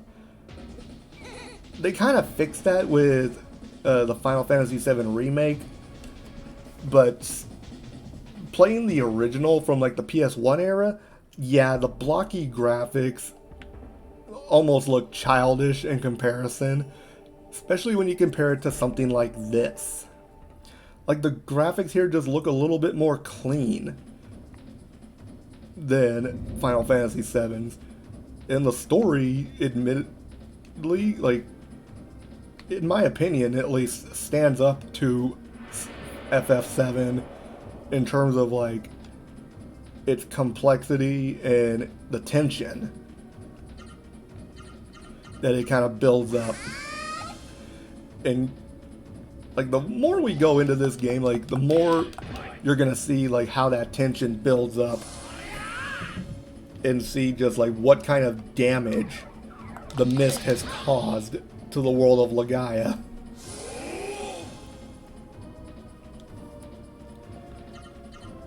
Because, like, you talk to most people who are fans of the PS1, and a lot of them were like, oh, like, Final Fantasy VII was, like, the best game ever on the PS1.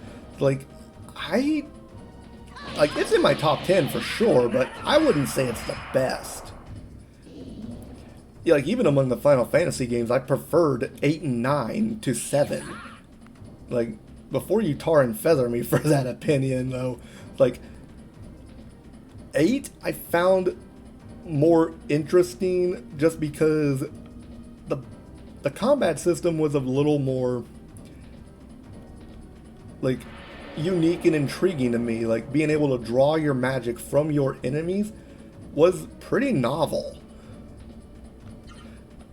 Whereas the materia concept used in Final Fantasy VII was kind of like a new skin on a different, like, what's the word I'm looking for? Like a different, shoot. My brain is just not working properly tonight, folks. But it's basically the materia system is just reskinning stuff from other games that has been used before.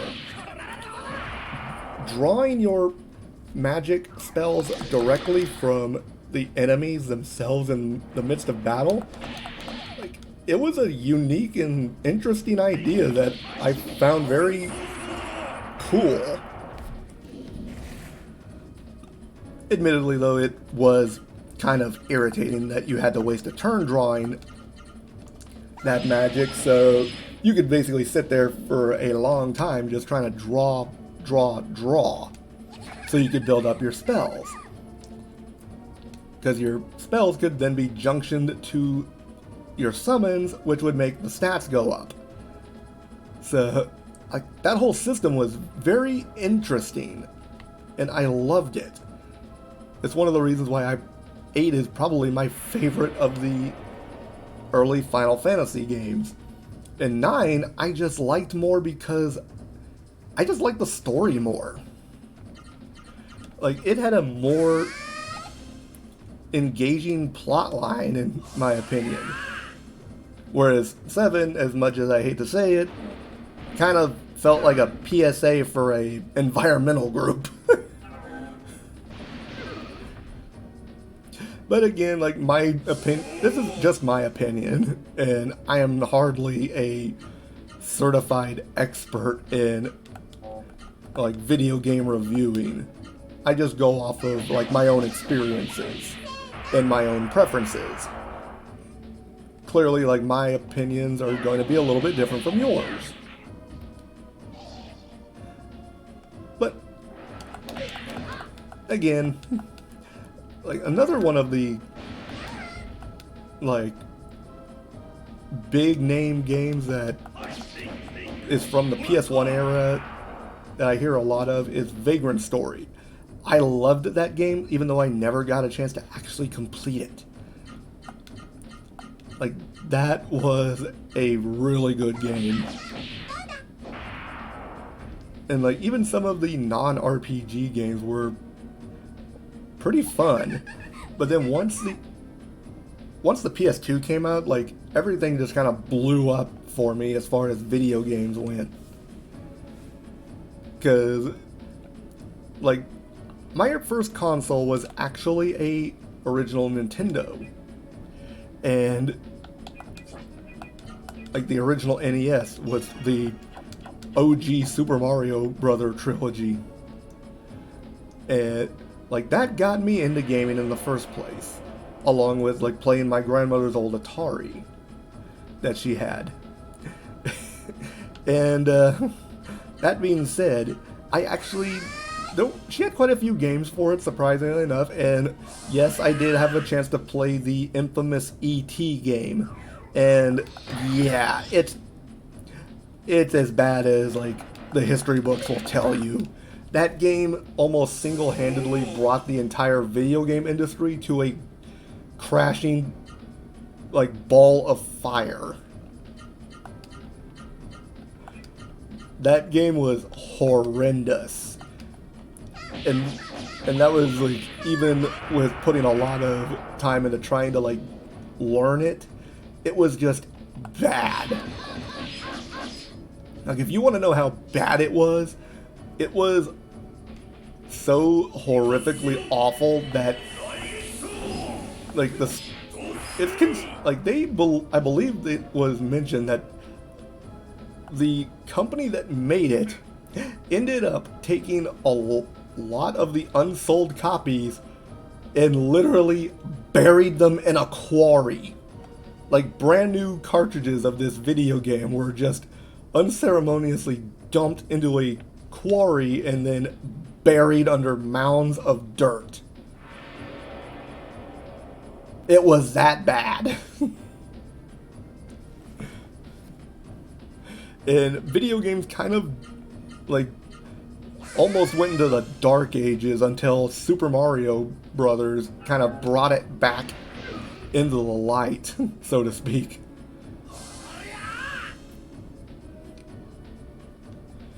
And again, the NES was my original console that I owned.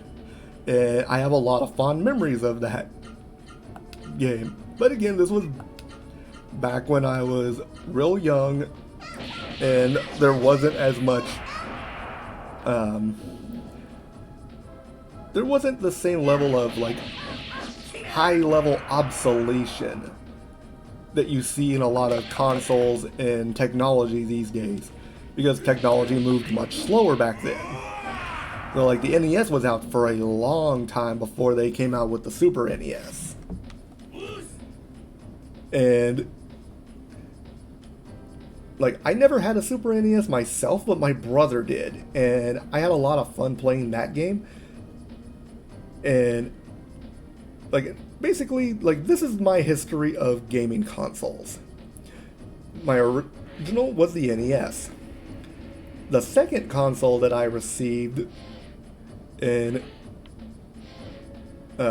like owned personally was a Sega Genesis. I have a lot of fond memories of that one as well. Played a lot of Sonic on it. Another one of my good favorite games on that particular console was a little bit of a 2D side-scrolling platformer called Dynamite Headdy. The music in that game was actually really good, and it was very interesting. If you haven't heard of Dynamite Headdy, I highly recommend like going to YouTube and watching some Let's Plays of it, because it's an odd, quirky game, but it's the fun kind of quirky. But after the Sega Genesis, I ended up getting the PlayStation 1. And eventually, like interspersed between this, I also had a Game Boy. We're not really considered that like a full home console, but I did have a Game Boy and a Game Boy Color growing up as well. That's how I was introduced to Pokemon and a lot of other famous Game Boy games of that era. But as far as home consoles go, I got the PS1 after the Sega Genesis. And that introduced me to a lot of mainstream RPGs. It introduced me to this game. It introduced me to the Final Fantasy series, Vagrant Story. Like, the PlayStation 1 is kind of where my preferences for the RPG genre kind of took root. Because I had a lot of experience with platformers and side-scrollers thanks to stuff like Dynamite Headdy, Sonic, Mario, whatnot. Also had experience with like your typical adventure types. Because clearly like you had Zelda and stuff like that. But then once I got my first 2 console like simultaneous ownership, I landed a PS2 and a Nintendo 64. And that was kind of where everything just like blew open for me as far as gaming. Like the N64 was pretty much like everyone from my generation's like introduction to 3D gaming, and like we were blown away by it. So like everyone played all the staples, like Legend of Zelda: Ocarina of Time, Super Mario 64 obviously, Star Fox 64, let's see. Like, I never played Superman 64, but I've heard horror stories about just how glitchy that game was. I was never really a big Superman fan, to be perfectly honest. So, I kind of passed that one, and from what I heard, yeah, I kind of made the right decision on that one. Because that game was supposed to be glitchy and buggy as heck.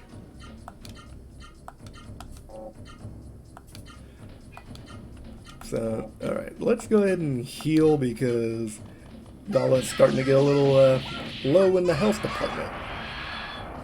Yeah, you get out of here before you start blood sucking everyone. Okay. But yes, N64 kind of introduced everyone to 3D gaming, and then, like, my PS2 titles, like, refined it. The blocky style of a lot of the N64's games was, like, cute in its own way, but I loved the graphical, like, explosion that occurred with the PS2. Like, the PS2 was a marvel compared to previous consoles. And shortly after that, like, the Xbox came out and was kind of competing against, like, Nintendo and Sony at the time, and the rivalry between the three companies, like, goes to this day, because everyone's got their own favorites. Alright, so we should be good to go. I'm gonna go ahead and use a healing shroom on the party just because we're about to hit a mini boss. We're almost to a good stopping point. I want to get to right before the main boss before we stop for the night. So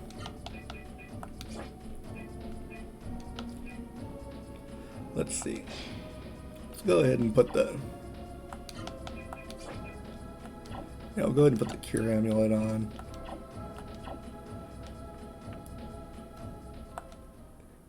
And guess who's back? Captain Jerko. Leaves Songi to me. And Songi's like, "It is I who defeated you once before. Are you that stupid?" Like, yeah, I've kind of learned a few new tricks. Your extreme stupidity brings tears to my eyes. I feel like Songi is like a classic, like, 70s or 80s villain from a comedy sketch group with the way he talks. And this is one of my favorite tracks in the game. Songi's battle theme is one of the best tracks in this game, bar none. And this is why I wanted Vera for Gala, because this is a one-on-one fight. And what is with this guy just spamming Hyperwave? Jerk. There we go.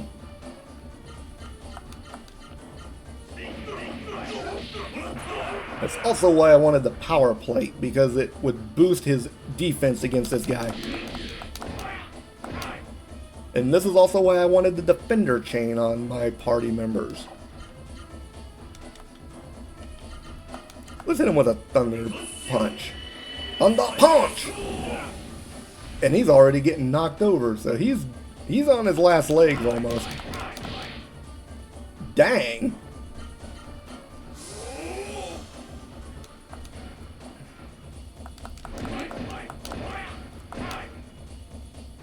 Okay, that defender chain is proving to be a godsend.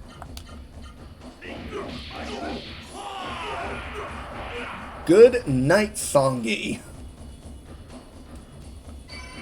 And Gala's level got boosted. Ooh, and we got the metal ring for it. Nice. Yeah, this is the first of the Songi battles. Seru has made you much stronger. Well, clearly. I mean, look what it did to you. A weak rival is so boring. Let's call our little meeting today a draw. Now, I'm pretty sure I cleanly whooped your butt. The lord of this castle, Zeto, is waiting for you all by the mist. Be very careful if you... What is up with this guy? I hate him. Next time he comes, I'll fight him too. Yes, this is the only time that you'll have a one-on-one with Songi. The next time you fight him, it will be a full 3-on-1. Because the next time we fight him, he is not going to be playing around.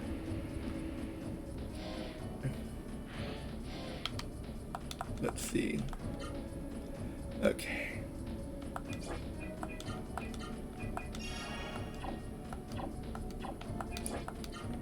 Let's use a healing shroom. And the reason I'm using the shrooms over like the other healing items that I have available for like little bit stuff is just because I want to just get rid of the shrooms, because most of the game you're going to be using healing leaves instead.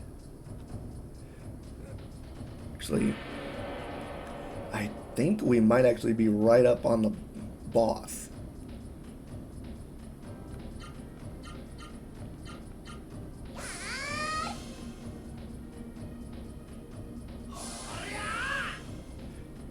Oh, wait. So we can get Gizam. I forgot that Gizam was down here. That's why I thought it wasn't around, because you don't get it until you reach this final floor.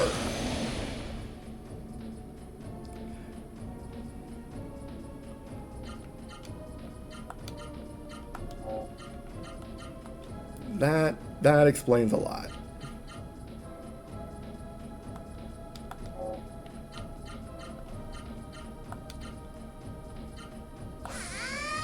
So let's see what we can do. I think I forgot to put the ivory book back on. Whoops.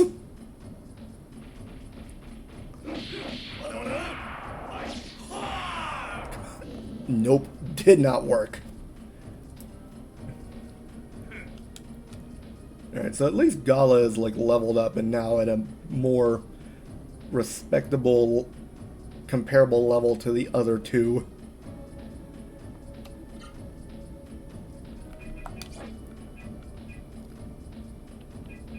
Okay, so they're all level 12. But Vaughn is actually very close to leveling up again. And yes, this is the door to the final boss of this dungeon. So let's see if we can't get Gizam real quick for Gala. So let's swap that out for the Ivory Book one more time. And what does this metal ring that we got do? Increase AP accrual by 10%. You know what? Let's put that on Noah. And put the Defender Chain on Vaughn, because that's going to be more useful for him in the boss fight. So let's see if we can't get us a Gizam.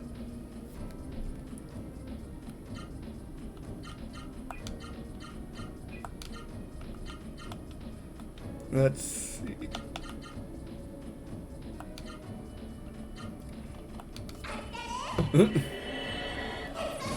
And she just immediately like tries to ruin his whole day. Hyper elbow.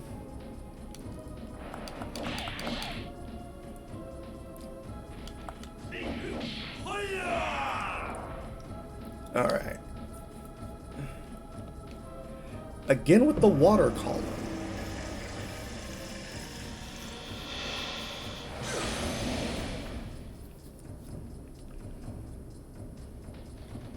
Alright.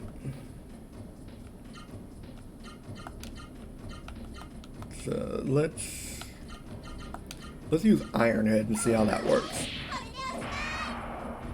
Yep, Zenoir's out of the match. Yeah, the reason I put the metal ring on Noah was just because it makes things easier as far as like keeping her AP up, because she uses the most AP by far of all the party members for most of the game, honestly.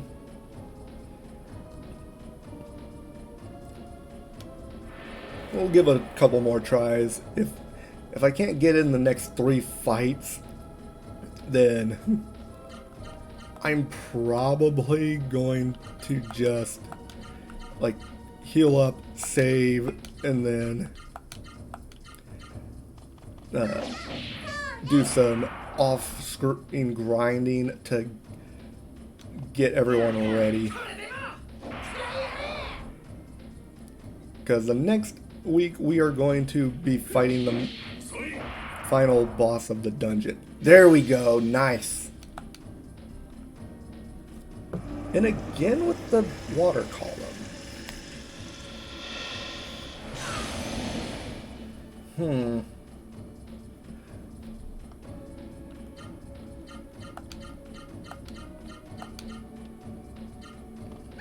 Okay.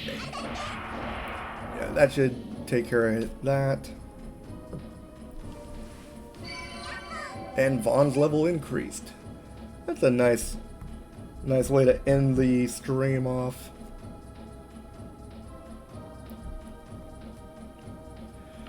So let's go back in here real quick. And yeah, 1 healing balloon should get everyone back up to full. And Gala's got some MP usage, but that's from healing. And he's got the highest MP count of the whole party, so I'm not too concerned about that. Our only healing spell uses 6 MP, so I'm not too worried. Okay. That seems like a good place to kind of come to a stop.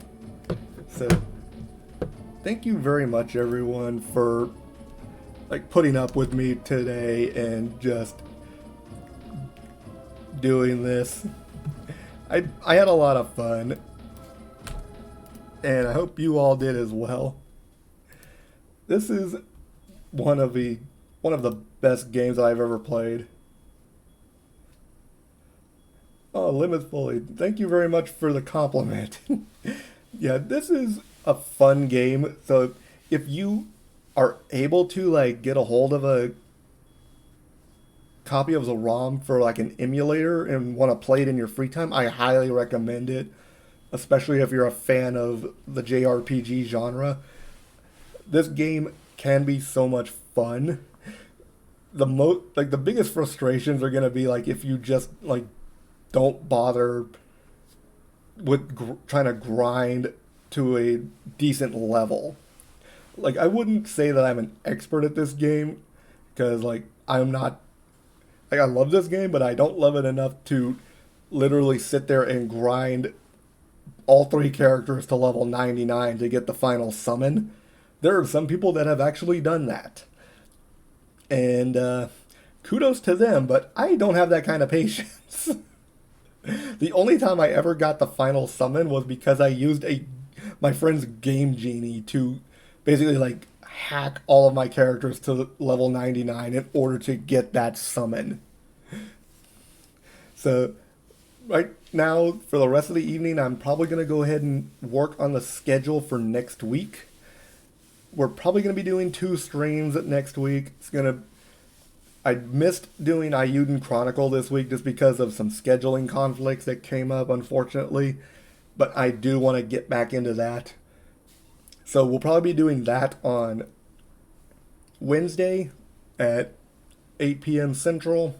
And then next Sunday we will be getting back into this one and facing Zeto, the final boss of the castle. And the final obstacle in us destroying our first mist generator.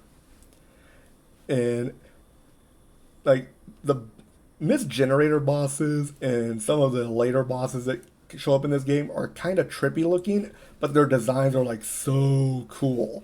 And I can't wait to show that to you all.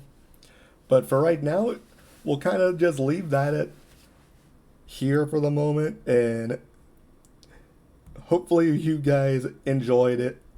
I know I did. Like I will always enjoy this game, like no matter what. And it's just a fun, quirky like JRPG to pick up and play when you have time to like go through it.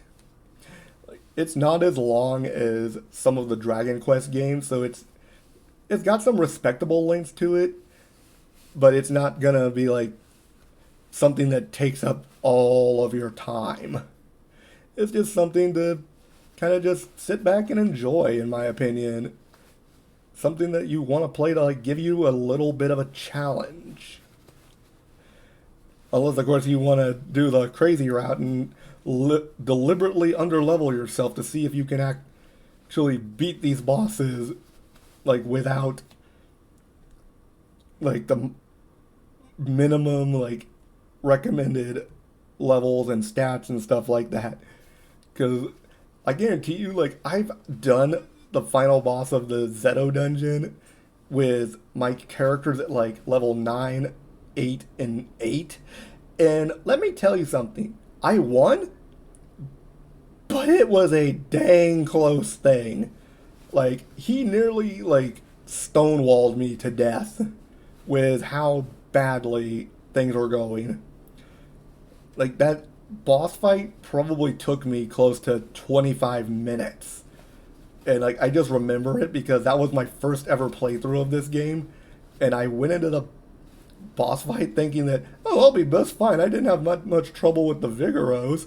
And then I ended up, like, facing off against Zeto at the end of at the castle, and he dang near wrecked me.